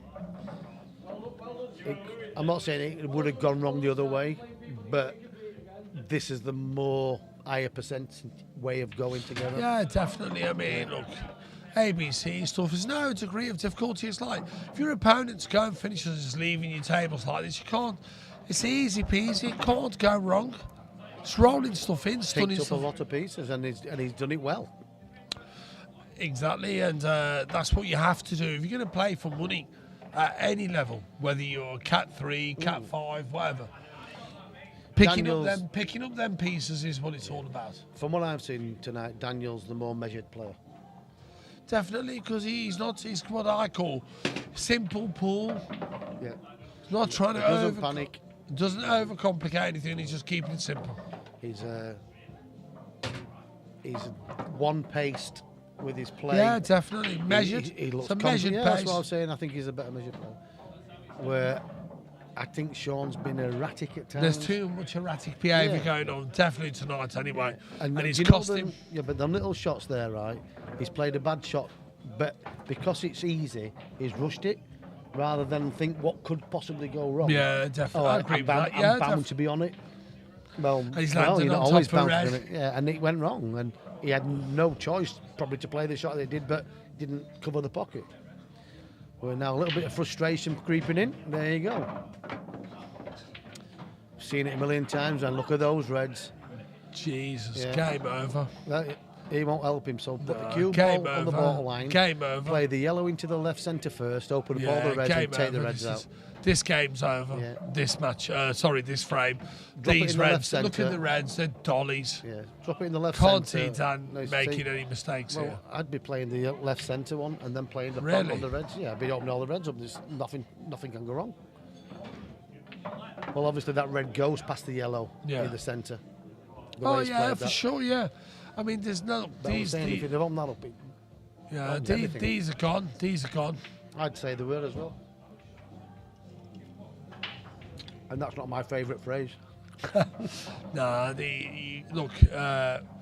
He's made a ball off the break, but the point is he's lost the white, and This could go wrong. We play this off the yellow in the that's centre now. not the best shot in the world. No, but but he's got a huge target. Play it off the yellow into the left centre. Run the cue do you ball think through. that goes off the yellow? I don't think it does. Yeah, you know, I do, yeah. I think the yellow's just that little bit too far past the middle. Yeah, but my first shot, that's why I would have took the yellow in the left centre to start with. But I think this goes off the yellow into the left centre. Run the cue ball through. Play the two reds into the right centre. Well, I think Steve Nuttall and Chris. I think Chris, you could be right. I'll be honest. I know Steve's not over yet, but the way Shaun's playing and the mistakes he's making and the measured way Dan's playing and picking him up, unless something dramatically changes, can't see any other result than Dan winning from here, because 6 frames in front. He needs to play this with a little bit pace and just push the red up. So when he plays this in the right that's centre, right, yeah. make a good connection with the red and just move push it the up red on. about That's right, a yeah, foot, all it gives him there. a choice of 2 pockets with it. So just top it Shaun, naturally. Shaun's been his own worst enemy tonight. He's beat himself out there on key frames. Not every frame, because some frames he hasn't really had. Played the other ball. It's not so much where he could have done it, but the frames where he could have made inroads to make Dan sweat a little bit, he hasn't done. Hasn't punished his opponents, and that's been the difference. Yeah, he played a nice shot there. Like our angles. Well, looked a went bit a deceiving. slightly different way to what you said, but it doesn't matter. He's seen it how he's seen it. He so- had better angles than what Yeah, he's he's showing got us it in here. done. But again, very measured, well executed. Deserved the front. massive 14-7. It's massive now. That passage of play, the last 2, 3, 4 frames Would you from believe he's from only 11-7 to 14-7.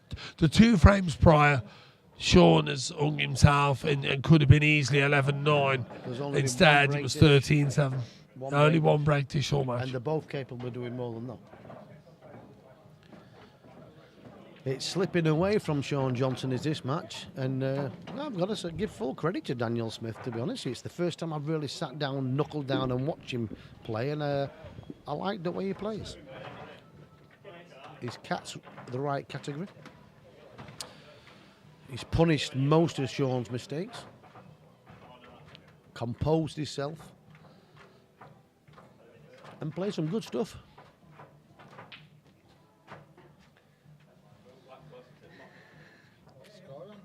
14-7 to Daniel Smith. He's played some good pool, Jay, to be honest. That's another good break.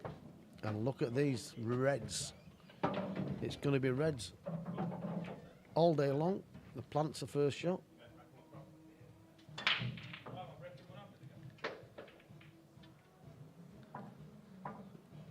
I dare say I'd put reds on there. If I'm wrong, but I'm going to put it on because that's the only shot he's got. He might even nip the... You don't want them both to drop in, which it has. It's okay though, he's got a shot. He just wanted to kick that ball out, which he's done. So he might play, I don't know if he's straight on this one into the bottom left. He might even take the one in the bottom right first. If it had been straight, he'd have screwed it back and then pretty much it's there for him. So he might be forced into taking the bottom right now. Daniel's just creamed a break again, he's on reds.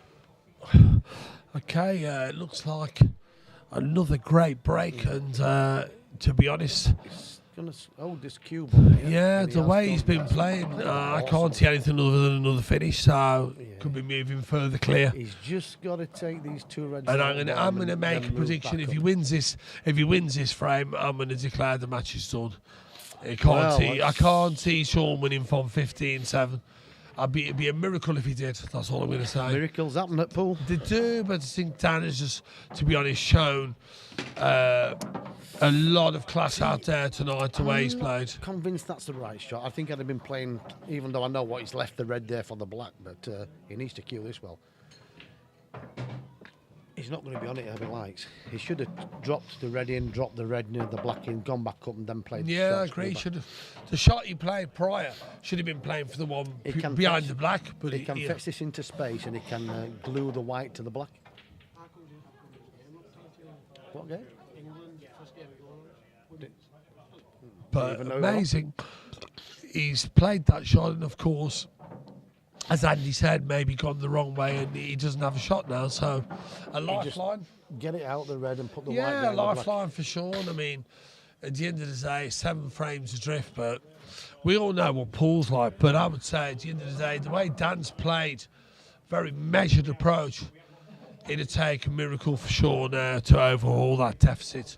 I'm not saying miracles don't happen, but I think it will take a miracle because Dan has just been so solid, and you give credit to, he's played, if you like, set his stall out the right way, and Shaun's not quite been at the race, has made too many mistakes on the odd ball, the last ball, snooker himself, and that's been the difference really, and that's why the scoreline is Look at the that, way what it a is. shot. What a great shot What that a is. great shot. Whose catchphrase is that? And that's the difference. And that's the difference, and that is the man from Ireland, Yeah, the man Galloway. David Galloway. That's the... Oh, I'll tell you what, he's had a result. No, he hasn't. He hasn't. There's another frame gone. I think the black might pass the yellow, do you think? No, he just pot the red and screw behind the Yeah, black. he can do that, but Yeah, it's he's easy. just screwed behind. He Same is screwed. pocket. Yeah, Here we he go. is doing that. Perfect angle, that is. There you go. Watch the bounce. Oh, it's a bit hard, isn't it? Alright, but- He'll still fancy it. He's 7 frames in front. These are easy when you're 7 frames in front. There you go, look. Job done. 15-7. Yeah, He's this slipping away. match is over. This match is over. Game over. Done. He'll be lucky now. He's going to start making the score You know this respectable. match was originally $250 a man. Wow. That's how it set up at £250 a man, and it's escalated to a £3,500 money match. Jesus. Jesus. And a few Jesus. did say Dan couldn't win the match, but yeah, of course he can win the match. Of course you can, but the point is when you're giving your opponents, when you are making the mistakes that you make, going to give Philip Walton a shout out. Yeah, he did Philip, message me and yeah, I'm going to say hi, Phil, and Andy. Obviously, I think you've already messaged Andy. I hope Yeah. you're well, mate. good lad is Phil. But yeah, I think.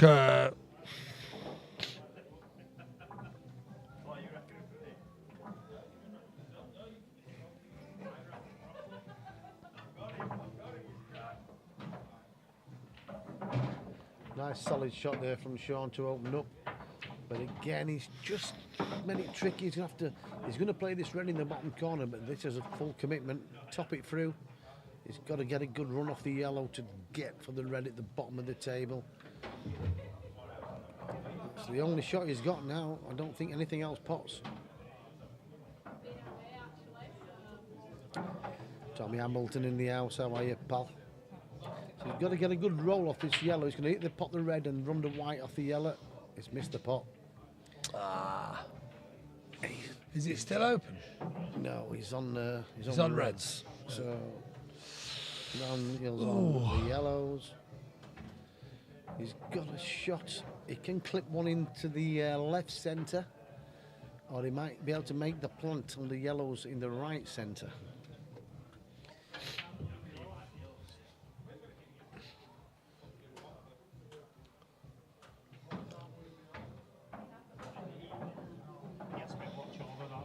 Is that front door? Front door. What's that? Yes, they watch over that shot then, because he thought it was already, but not near it. We know when he got either, but... As you do. He's just gonna. Is he going to slow roll this one and leave? No, he's No, just he's playing going. to plant, Yeah, but he's not I sure. think you know what it is, Andy, at this stage, because he's so far ahead, he can afford to let his Yeah, arms he's go a playing little loose. bit. He's his confidence. Because up. even if he lost 2 or 3 frames and he got back to 15-10, he's still 5 racks clear. Yeah. So to But me, I'm a believer of this. Whether it's 15-7 or I like to put the nails in the coffin. Play every frame like it's the last frame.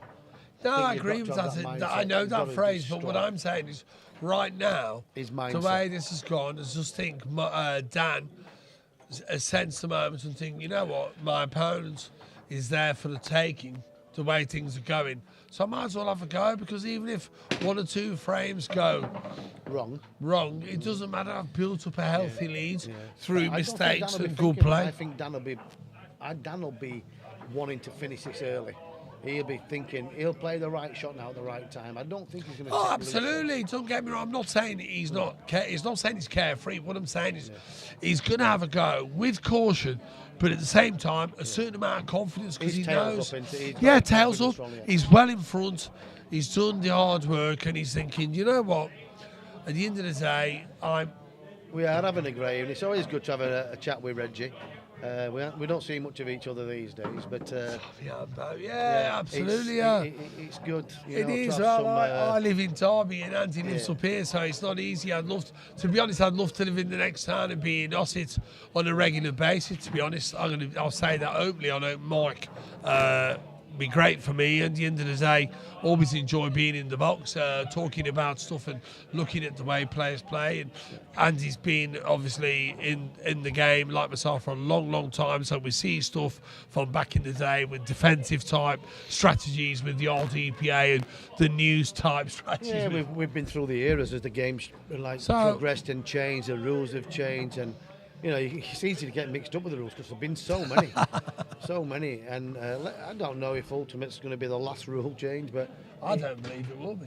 well, I don't know. We just enjoy the ride, and whatever we get thrown at us, we knuckle down and try and. Absolutely, Try and yeah, get that's on all with you it. can do. I mean, you go with it because it's what you like doing. So you just think, you know what, whatever the rules pop This up, is you a think, big well, shot. okay, I'm going to have to get into this Big if shot I on want to this play. Can he release the res? He's Well, he doesn't need to release it, he's got on it, but the problem off is angle. he's off angle, he can't get on the last red now. I don't think he can get on the last red, but he might be able to squeeze the red. The yellow looks a long way off the pocket, so he might be able to squeeze it and at least get the pocket. Strategy is high risk for me He has no tonight. choice. He's in, the white's in. Oh my life! Oh I dear. tell you what. Now he has no choice but to play this inside the yellow. And if this don't win, you've surrendered another frame. Luke's just mentioned to me now at the night, 6 o'clock. He's just told me now it's a Chris Iams long race comp. Can't do anything now, can I? What round was it? I don't know. Those playing? He's played Tom Walker.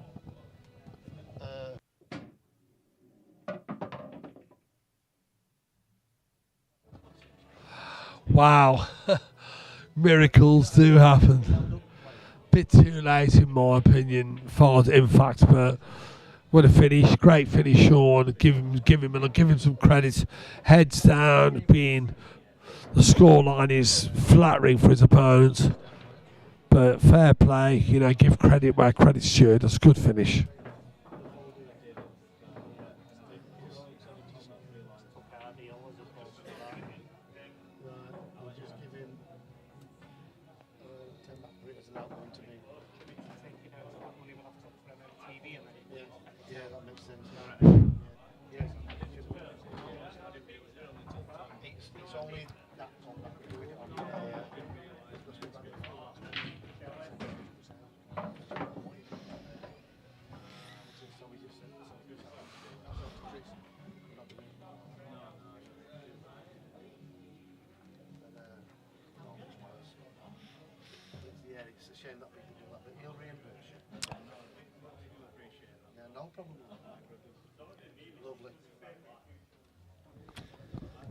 Right, we're back with it. Are you? Is your mic on there, mate? Yeah, mine's on. Oops, sorry, pal.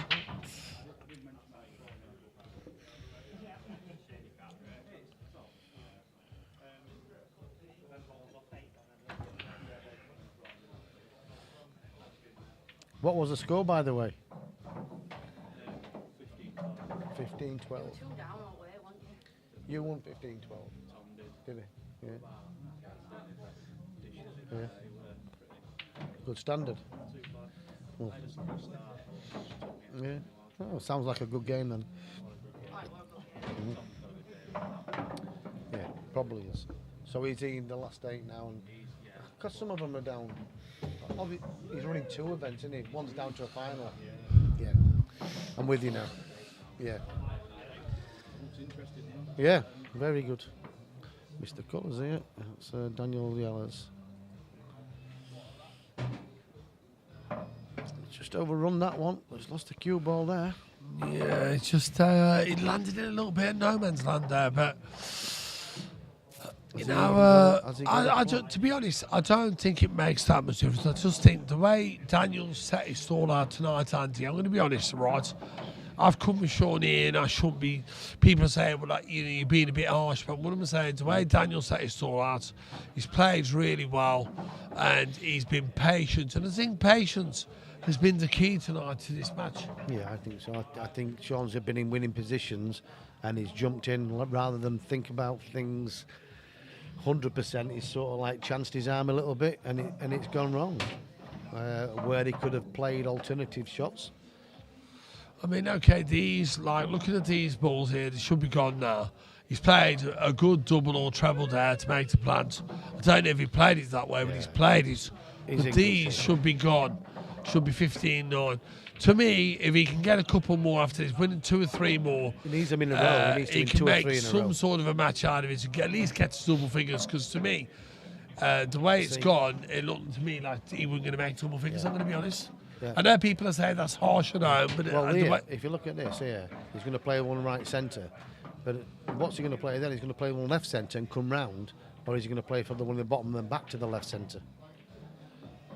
Oh, Jesus. See, yeah, so he's going to stun out. It's okay. He's not bad. He's just going to stun this in the middle and it'll stun back out into the centre of the table. This is cushion first. He's playing the bottom one. This can go wrong again as well. It could do, because there's loads.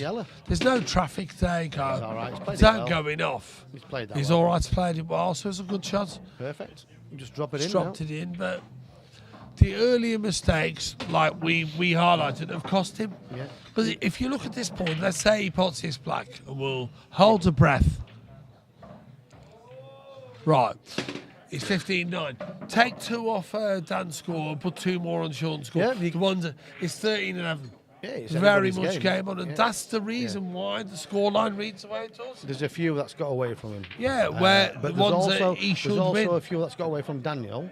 Yeah, don't get me wrong, but more so Shaun, I would say, because Dan's been solid. Yeah, there ain't many where Dan's should have won, and he didn't, because he's been solid. He's played that well. On the frames that he's probably should have won to what he's lost, he's probably took 75-80% of the ones. Exactly. Dan's not made many where we've said Dan should have won that frame. There's been a couple. There's been a couple. But there's been too many for Shaun, and look, another in off the break.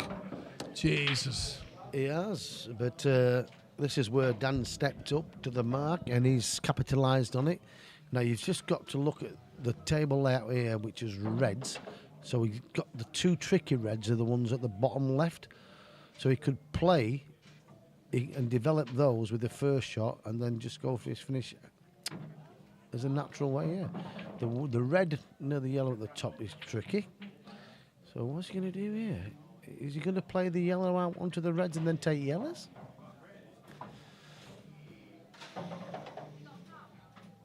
It's just a little bit messy down towards the bottom left-hand corner pocket there on both sets. He's going to open these up, but that can go wrong. Well, he might have had a roll of the dice there because he's still got a good chance on reds. The tricky red is the one, let's say, on the green spot round about there. Not sure if that passes the yellow, but he has chances to get onto that, into other pockets. So you seal the deal. So you've got to go reds. Well, this shot, he could play the one in the centre first if he wanted to. These are gone. What about if he plays one in the centre, Yeah. plays the plant, then plays a red off the yellow? I'm agreeing with you. I think that's the right shot, yeah. And then it opens it all up. So he's got the one Play over the the top plant. left after the plant as a backup ball of to get course. back down. Yeah. So for me, maybe that's the way. I don't know. Getting old now. Oh, I'm very well trained.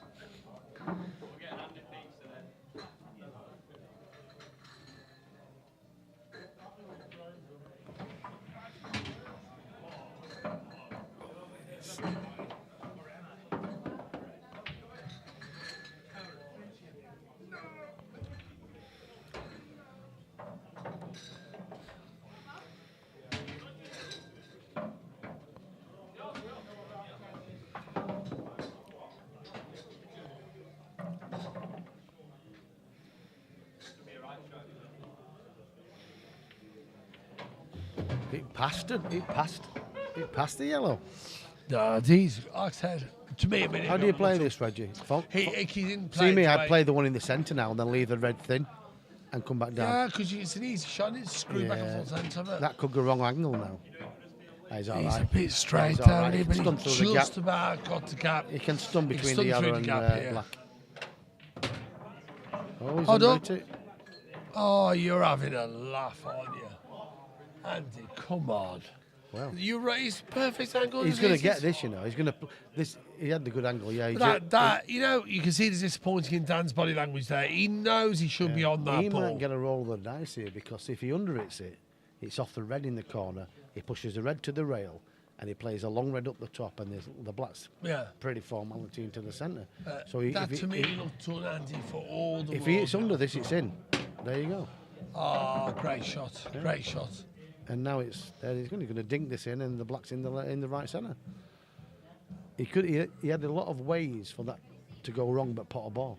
If you understand what I'm saying.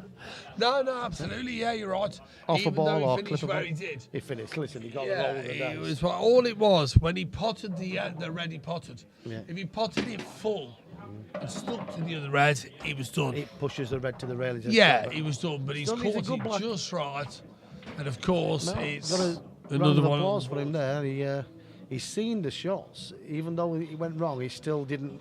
He kept his composure. He saw another way out, and he took it, and he got it. If you leave the back gate open, sometimes the dog's going to run off.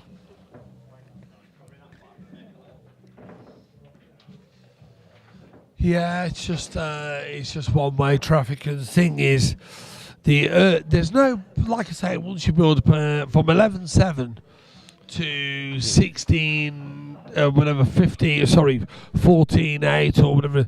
There's no, if you're not closeness, you're not close enough to Run away put with it. pressure on your opponent, and that's the reason why the scoreline reads what it is. Too many mistakes early doors, too many mistakes midway, going for finishes and not getting them and falling short, and that's the reason why the score reads. And also, let me just add to this and give Dan credit.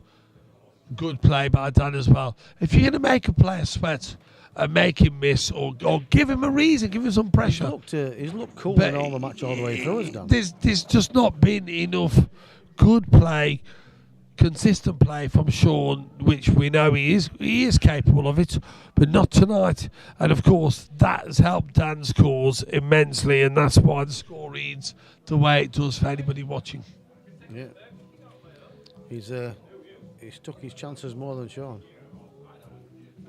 I think he's played a good solid But I game. think he's been patient, Andy, as well. I think that holds a big key to what's happened. That's a good shot. If it kisses, that's unlucky. See, vision. He's seen what he had to do there. He's gone to attack the bad ball early. Yeah, It's the right absolutely. thing to do. It's good effort, wasn't it? Yeah. A good shot into the middle. Get a good angle on the third red out. He's reading the game well. That might even sneak in the middle pocket, but it's getting back out for the last red. Good evening, Mr. Lawton. Evening, Lee. He's done it well. I'll tell you what. Has he just come out too far? If he has, he might be forced to play the red if he gets the angle into the middle after this, which is a tough shot because I'm not sure he's going to get on the last red. Unless he just nips it back a bit. Yeah, it's Ryan a tough one. Walton, It's, good like you evening, say, pal. it's close, isn't it? It's for Yeah, how he's much gotta can he run it get through a on the little red bit, yeah. to the middle? He's got he had the he's angle. trusted to look. He had the angle. Oh, that's perfect. Absolutely perfect. Because he can now actually pot the red into middle. Stood up and hit the yellow. I still think I might even cut this red back into the bottom. No. Pot the red to middle. Hit the yellow just to the left. And that leaves you plumb on the red into the bottom left, which can play as a natural shot. Maybe you trace the left-hand side as he's looking, and you blacks up into the yellow corner He's going to pocket. stun into the yellow. He's gonna Yeah, screw this back just and exactly, just hold stun on into the the yellow. That's the shot. Judge this shot, and the frame is yours. Yeah. In fact, he's done it the other way. He can actually now, if he wants to, pot this ball and come through the gap, or he can swing round the back of the yellow nearer the bottom right he's pocket. played a good shot. He's playing it with right hand side, so he's checking the white. No, he's running side. played a great Fair play, shot. Yeah, this is to go on the proverbial. This on is the to hill. be on the hill, this one, The peeps. Jack and Jill went up the hill. See you later. Like See his you brother. later. I need Well, to I'll drink tell you that. what, there's no way back Phil. now, mate. There's no way back now. I don't think so. I think No. this. I said it at 14, You did. 17. Yeah, you- I said it 14, 17. you know When at more about 15, 7, I Shaun's said, I think this match is over. And Shaun's hung himself out there tonight. Dan's a good player. I'm going to take me out off tonight saying Dan is a very good player. And the thing is, but he's solid. It's not so much that he's a superstar like what we say, like levels above, but he's just solid. He's took Solid, yeah. He's took 80% of his chances. Of course. And he's built up the healthy lead. And once you get the healthy lead, confidence brews off that.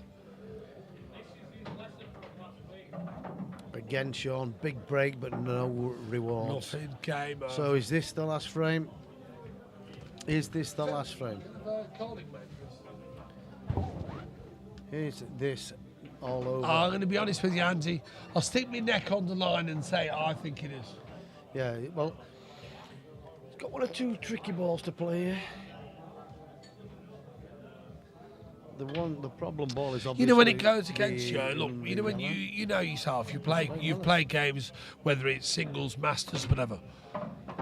Once you've had that, what they call it, that bite, and you don't take your chances when you should, it's hard work. You know it is. He's not been at the It races. don't run for you after that because it's as if Lady Luck says. You try and make something happen, and Yeah, it thank doesn't you. happen. Exactly. And that's what I think's happening for the last 3 or 4 frames now. It was that point where 11-7 and Shaun had half a chance to get to 11-8 and he didn't. And he just got away from it. From there, it slipped. Yeah. It slipped to her. Because they were sharing Phil. frames. Phil. And Andy, they were sharing frames. Phil. They were sharing frames all night. You know, from about 5 and 6-1, it was just nip and tuck all the way. Yeah. And Shaun had chances to get within striking distance to give your opponent a reason to sweat. And he was unable to do it. And in the end, fair play to Dan. Fair play to Dan. He stayed steady all night and asked has. the question, hasn't he? Yeah. That's the question. He's done what he's needed to do, and Yeah. he's turned up with his game. And I think, from what I've seen, that is Dan's game. Shaun, from what I've seen in the past, I've seen him play better. Like I said, keep going back to the John Mayer match, he played really well against John. And I haven't seen that tonight. No, definitely not. Definitely not. But I'm proud of Dan, what I've seen of Dan. He's progressed over the last whatever months, puts the work in. I've got to ask you anyway, while I'm here, getting off this match. When's the next? I've not seen Mickey. What's it? Tomlinson play for a bit. What's his next game? Because he's a very good player, Mikey. He's playing Tom Barley in. Do you have another tussle? Yeah. I like watching him. He's a good player now, Mickey. Yeah, I know when he come here and he had a nightmare. Well, when we last come here, when I didn't, when he played, and to me, he did. Yeah, he was. But I just think, Barley, Tomlinson wasn't himself. No. He can do better than that, in my opinion. And you know him better than I do, but I've seen him play. Yeah. I just think he just, one or two things went against him, and then it was just those mistakes. A bit like what's happening here, and nothing happened. Yeah, on another day, he can definitely win that match. Yeah, but Craig, Craig was on fire. He played flawlessly, Craig, to be fair. Like. He didn't miss many at all, did he? Well, they have me to thank for that, keeping him on water. Yeah, well... I've got to get that one in. And, no comment. It's all right, Andy. But you can give me the one finger off camera. But at the end of the day, you said it to me on the night. I thought he was going to have a drink, but I disciplined him to play that way and said, look, we're not drinking. Come, it's business. Yeah. It's best business, player Craig. won on the night. And Craig played and turns up with the A game. And Mikey had some bits of bad luck at the wrong time, a couple of missed opportunities, and that's all it was. And once the gap opens up, Craig's eyed the Tigers, just ate him up for breakfast. Craig's a great player, isn't he? Yeah. For me, I love watching Craig play. They could play another day, and I wouldn't say every time they play there's a 50-50 game. I would probably say Craig's got the better game. But Mike has learnt a lot with the IPA, and it's a mind game sometimes. And when Mike is on his game, he's a force. He is a shit-hot player. Look, I'll be the first to say it. Look, I was there in obviously Craig's corner for 5.5 years, up and down the country on the road. As you know, he's travelled and played games. But for me, I've seen Mikey Tomlinson play. The guy's a great player. At the end of the day, sometimes things don't go. In the early part of that match that night, I remember it well. One or two things happened. Mikey didn't do a lot wrong. But Craig, like you said, was on fire. And once that gap of 3 or 4 frames opens up, it was as if there was no relinquishing. Craig is a great player, but he's also one of the best front runners in the game. Yeah, of course, absolutely. He's a confidence player, and when he's confident, once he gets his tail up, he can listen. He can beat just anybody. can blow you away. Yeah, he can do. He can just run rack after rack after rack. Run right, as I like to say to him. Go out there and run right. You've got your tail up. Don't take your foot off the Tiger's neck. You know, right now, I remember when we was here that night, and I come over and said, look, it's whatever it is. This match is now over. The only time, at the end of the day, we don't often see like him miss much, but the biggest miss I've ever seen him done was his chair on the ultimate pool. Well, look, I weren't the manager then, right? At the end of the day, that was embarrassing, but... It was just funny. It was ridiculous, but the point is... Them chairs spring like mad. I said to him on the night when he was here, we were so far in front of him, Mikey, my answer to Craig was this. This deal isn't done. Mikey's a good player. You might be 4 and 5 ahead now, but at the end of the day, if things don't run your way, this league can disappear. Turn him around here. And of course, as being the manager in the corner, that's my job. I've played Mikey in practice, and I just stand there watching. Yeah, he can just pop balls all day. I've seen him with great players take them to him. Very good player. So, to me, I said, Craig, you've got your foot on the Tiger's neck. Don't let him up. Suffocate him. Take him apart now, because at the end of the day, he needs you to make a few mistakes. When there's a shot that you don't need to take, don't take it. He knows. But that's my job, surely. That's my job. I have to tell him that. He knows the time of the day it was like, and he's in that ultimate professionals. Listen, when people draw him, they know they've got a game on. Absolutely. It's a tough skill. That's a terrible rack.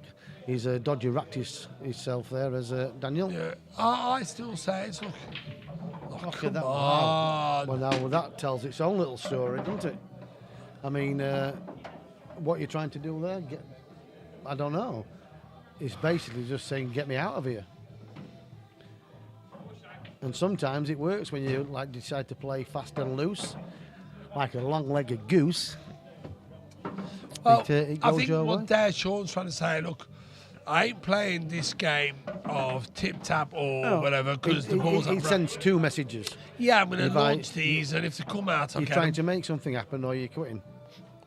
But even that shot there, look, if you played that at the right pace and at least get to pocket. Look at the composure when he played the shot, the body language. It was an half-hearted shot.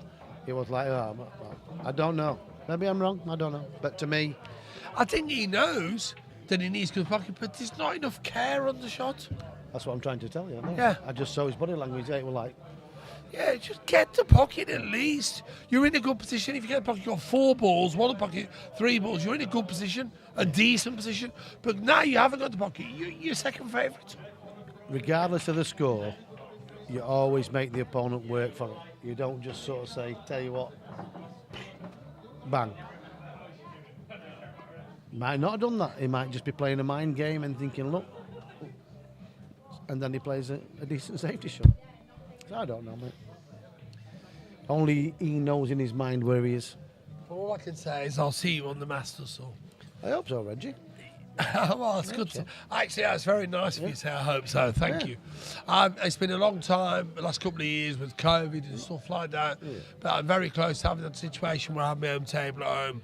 And that will give me the time to practice without having to get in the car and drive to clubs and stuff to practice. It will be free practice. So, of course, I get myself some sort of order to get back out there, and I'd love to compete again. Even if the results don't come, which I know they probably won't to start with, but what I do know is I know I've got the ability to mix it with a lot of the guys my age group, win or lose. Yeah, I know I'll enjoy it, I was gonna say win or the lose. same, like on the I know I Open have. Tour, So at the end of the it's day, tough. I'm going to enjoy it. Yeah. Win or lose, I know I'm going to enjoy it. So, yeah, I look forward to We all know seeing as you well. on there and we'll maybe do. maybe giving you a few sleepless nights, Auntie. I doubt it, but we'll see. Listen, mate, You never know, but... I don't sleep very well as it is, Paul. But you know, I used to play 9-ball 20 years ago. It was Kev. You know Kev was here tonight. When he first started out 20-odd years ago, Yeah. I used to play 9-ball with him. It was like, what it was. He, Give you a game, nothing big for Jamie out of safe. County C11. I'm County E11. I'm blind. I can't see. What do you reckon? Do you know him, Andy? Is that a fair game? yeah. It is. You think so? Well, I haven't seen much for money lately play, and so I don't know. But from what I've seen you play as well, I then can't see the ball anymore. I'd still love to play, but I miss too many balls because of my eyes. Yeah. That's why I've got glasses on. But Sean's missing. a few. Jamie, are you on about here at White Rose? Or are you on about at my venue? £500 a man. It's not the end of the world, is it? Yeah, It's a for nice five. pot. It's a good little wage. I could do a night out up here at Ossiton. Yeah. And you could sort something out. I'm sure we could have a night out, Yeah. or should I say have an evening for 500 or 700 a man, something like that. He's telling you what level is at. Can't you see? Oh, well, I'm probably Cue back ball's end. close. I'll be honest, the rate I'm now, I'm probably back end County B, early County C. Yeah. So yeah, it's probably about the right game. So I don't play anymore. I'm going to get back into it. Like Andy said, to try and get on the Masters Tour, and we'll see where that takes me. But I've been away from playing competitively for quite some time now. So Yeah, and you just lose that edge when you don't play competitive pool. And, Absolutely. in practice, it doesn't really count because everybody sort of plays well in practice. Don't Yeah, they? but when you're playing because against there's no pressure. opponents- Well, there's no pressure. There's no pressure shot because it's practice. It don't matter if you lose or you miss a ball. It's when it counts, and it's how you handle that pressure. And I will go back to that Ultimate Tour, and I'll tell you what, that tour is strong, very, very strong. It's a tough school, Reg. yeah. Well, that was Wow, a million miles away. out, miles out. See you later. See you Yeah, later. he's- Game over. He's just out of sorts here. See you later. Game over. Can't miss by that much. That's not like Shaun, I know, and it's just he's like I say, for me, obviously the head's gone down maybe a little bit. Doesn't miss balls like to me. The damage has been done, but it's like I said, at 11-7. that period of play for the next 4 or 5 frames and the match was finally over. Well, it is now, I would say. Yeah, definitely. I would say it is now. I think he's going to play the one of the 3 near the rail. He's just going to clance off that red and just pop now, come round it. It's obvious which is going to be his last ball. Just slightly under it, that, you know. He might have to change now. He might have to take the one in the left centre. No. Check side, bit of check side. He'll skid. He's got to play the I one think in the... so, Yeah, or just he'll one into skid. middle No, and hit the yellow to slow the just play white. all You're the way in right, the left centre and just actually. off the yellow. Just drop it in, the yellow will slow the Let white the cue ball do its down. own travelling. Yeah, it's a No bad way! Oh, he's. He wants the rematch. He wants the rematch. He's hit it They thick want because come on, he wants the rematch. if it hits it thin, it travels and it's tappings. If he hits that thin, even he's still on the red Is as this a dolly. Is this a turning point? Nah, he wants the rematch, Auntie. You know, Is the don't bus- lie to me is the now. You bus know he going the wants the wrong way? rematch. He I wants the don't- I don't- rematch. See, now Shaun decides to play safe and kill the black, but he didn't mean to kill the black. But he's also now left another chance for Daniel to win. Look, And you he's know got- it and I know it. He wants the No, rematch. I don't think he's played for that at all. I honestly believe that if that ball and match were there to take, Daniel would take it. I think he's just took his eye off it because he's glanced at the yellow, knowing the cue ball's running to the yellow, so he's looked at the yellow. We've all done that. Took your eye off the ball. True. I mean, you see, to be honest, it's one of those, you're on the hill, just Dolly, you don't cut it enough. But for me, He's looked at the yellow. natural angle, this is pot, here we go. Oh, it would have been on it as well. Well, he'd have been snookered. Has Lakin got a match lined up, Reg? I'm not his manager anymore, sadly for me, the corn exchange. Bullshit and hierarchy and the crap that went on there at the end of 18 with Luke Colliver and me saying what I did in response to Seb Webb's and me and Seb falling out and things I said to Michael Feenan about people backstabbing me, being two-faced, horrible B words. I'll say B words, I'm not going to swear. So I retaliated and give these people some home truths. When I gave these people some home truths, they didn't like it. So, of course, how dare you say that, Reggie? I got one thing to say to these people, and I can say this on a mic because Andy will allow me. Sorry, I'll ask Andy's permission. I'm going to give one word to these people. You give me a reason, and I will tell you a new one. At the end of the day, I don't give two Adam's apples as to your opinions. If you want to have a go at me and be two-faced to me behind my back, I will tear you an Adam's apple. And that's exactly what I did about these people. They don't like a few home truths. So, as much as they can say to me, well, you know what, I don't want to be driving a van for 18 grand a year, but I earn 30 grand a year. Well, 12 months later when I say, well, you know what, this is what you had to do because you haven't got 2 pennies to rub together. They don't like it. Another frame there for Shaun. Well, this is what I'm saying. These people, certain people, had the cheek to run me down as driving a van for a living. But 12 months later, when they couldn't find 2 pennies to rub together to You do. got a job, pal. You got a job. But obviously job is struck a a job. nerve there. A job is a job. But the point is, don't give, sorry, the phrase is, Andy, don't give it if you can't take it. So, of course, I retaliated and the people can't take that. You know, so for as far as I'm concerned, I said what I said. Okay, yeah, maybe it was a bit out of turn because of what happened in recent sort of times. But to me, if you're going to be two-faced and say things to me, then I'm going to have my say back. And I still apologise and said, okay, look, you've had a go. I've had to go back. I'm sorry, I shouldn't have done. But no, you can't leave it at that, can you? No, because at the end of the day, you say your piece. yeah, you've said yours, I've said mine, you say and it your should be, piece, look, yeah, all right, I'm sorry, as I You apologise, say your but you piece can't. and you move on. And that says all you need to know about the whole situation at the corn exchange. At the end of the day, people just want us to be that way. Well, you know what? Oh, well, we're going to... Johnny Cornish, not too bad at all, mate. Hope you're well. These people just wanted a reason, especially one in particular individual who I'm going to see very shortly, who called me trash at a recent wedding, Craig Lakin and Sabine Bensley's wedding. And no names mentioned on this live stream, but trust me when I say this, that certain person, when I get to see him, is going to know what it means to upset Reggie Gill. Because I tell you something now, watch Facebook.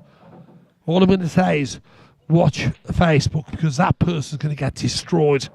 It's the same person who I attacked because of his two-faced behaviour and the reason where, oh, well, if he's coming in the club at the Corn Exchange, I'm not coming in. So, of course, well, you're not welcome. We want him in here because he's more used to us, but you're not. So, you know what? You might have done all this and that for the Corn Exchange, but actually we value him more than you. So that's all right. But I tell you something, I will have the last say on that story. So, you know what? Watch this space. That's all I'm going to say. No swearing. Yeah. All simple. Yeah. No, not Jack Bates, not giving it a rest. Give it a rest, all right? At the end of the day, I'll have me say, and I'll have me say because Andy will let me have me say, and I'm not swearing. The point is, I'm entitled to me say, as Andy would say, and you was, look at tonight when you were accused of all this, and I interviewed you, Andy, on live stream, and said, look, Andy needs to have his say. People have short memories. Exactly, Andy, thank you. And I said, look, Andy needs to have his say. I'm going live, and what Andy's version of opinions, what people are accusing him of. You defend yourself. And Exactly, and all I'm doing here right now, Andy, thank you very much for this opportunity, is defending myself. At the end of the day, if people want to throw mud at the window, then expect it to come back. That's all I'm saying. Mud sticks, mate, mud sticks. Yeah, exactly. But anyway, pal, well, let's get back on this game. Well, let's get back on this. Let's not get too. But Dan Smith here is on the hill. Shaun's managed to get to double figures, which I said I didn't think he would. No. Well, 17. But I'm still look. You can't blame saying I think Dan's still going to win this. He's got to win. Come on, he can't lose for me. Can't lose, Andy. Even if you was playing Darren for me and you was 17-11, would you back yourself to lose against Darren for me? Listen, 7 frames in a row against anybody is a big ask. Yeah. So if you was playing here tonight against your nephew Darren and you were 17-11, would you expect to lose against Darren for me tonight? I wouldn't expect to lose against anybody in the country when anybody, exactly. Not just Darren, anybody. But it can happen. It can happen. But it's just highly unlikely. But Dan's done the work, hasn't he? He's done the work and he's got himself. He's played a good game of pool, and that's a great shot as well. You know, he just needs a little bit. Doesn't want to roll. He says happy days. He's perfect. He's perfect. Happy days. I was about to say, he's got to play this. He's got if that had gone behind you, the yellow, it could have been a problem. Yeah, he plays this now and tops it and takes these 2 yellows out in the same pocket. I know it's tricky for positional play on the black, but I don't. If he plays the one in the top right and goes for the one in the top left after, it's going to be tricky to get out for the last yellow. Whereas if he plays these 2 in the same pocket and gets a good angle, he can go with check inside the red and back out. Absolutely, I think this could be the moment for Dan to close out the match. Yeah, he's just having a bit of a think about this because I think, because of the previous frame when you thought he just cut the ball to hit the yellow. He thought it was done, he missed it, took his eye off it, and he's thinking here, you know what, actually, it's 17-11. I don't want this to get naughty or hairy. He's just got to still be cautious now because every frame is like, it's the match win for him. But every frame Shaun gets, he starts growing and getting confidence, and Daniel might start doubting his ability. But it's there for him now to be taken and seal the deal and take the match down. It's just a little bit trickier than it. A lot of people think get on with it. There's 3 balls in the open, but it can go wrong. The positional play can go wrong. But for me, that's the way I'd play it. I'd be playing these 2 in the top right. I'd be leaving a good angle on the last yellow, and then I'd be playing with a little bit of check inside the red and run the cue ball back out. But it's tricky. So what, you'd be putting the yellow into the green corner pocket, screwing back out.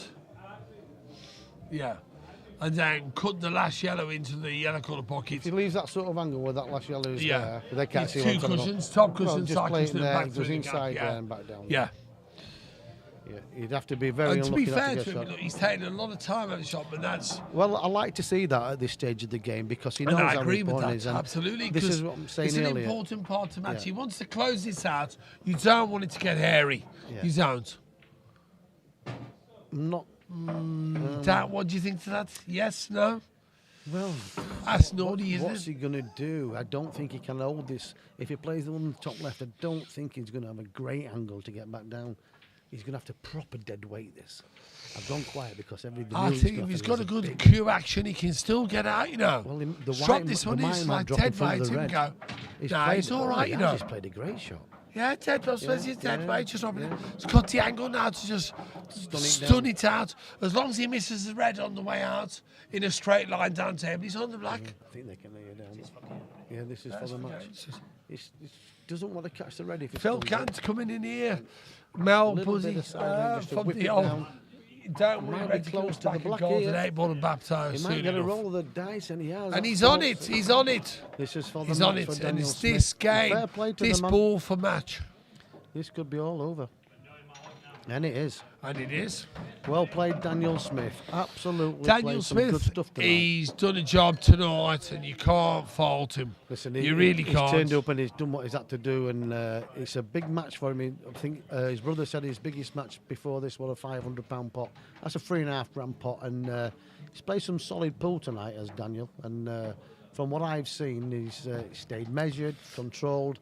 He studied that finish. and worked Couldn't it out agree to more. perfection. Couldn't agree more. Yeah, he got a At the little end bit of the a day, roll to get to the black on the black as he happened there. He but stayed listen, solid from 6-1 early, good start. The best play, better player on the And night. man. overall, he never relinquished, if you like, that solid mindset and that allowing sort of measured approach as to working Cheers, out Ewan. what his opponent was done. Yeah. And of course, He played the well. He rest is played some history. good stuff. Only his second winning match ever from Mark Lamb. So I'll tell you what, you've got to be happy with that. Well done, Shaun. Wasn't your night tonight? Missed a few early on, and he opened up a lead. And yeah, quite a few in off the break as well tonight.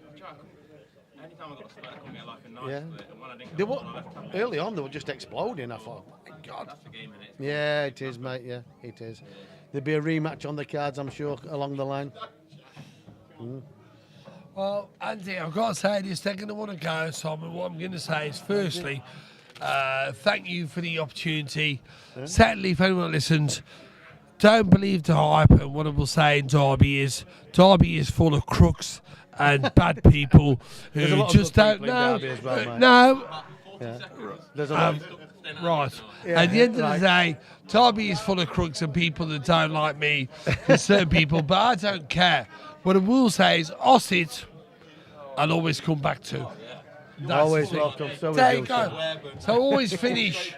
No. At the end of the day, White Rose, Ossit, I always get a fair crack up here, and Angie and the people here, whatever it might be. So to me, 50 is going. Hold on. To have missed that in Derby, no, You we too, don't. Kev. Nah, God bless. Have a safe journey home, Shaun. There, but Andy, take it easy. See you later. No worries. See you later, guys.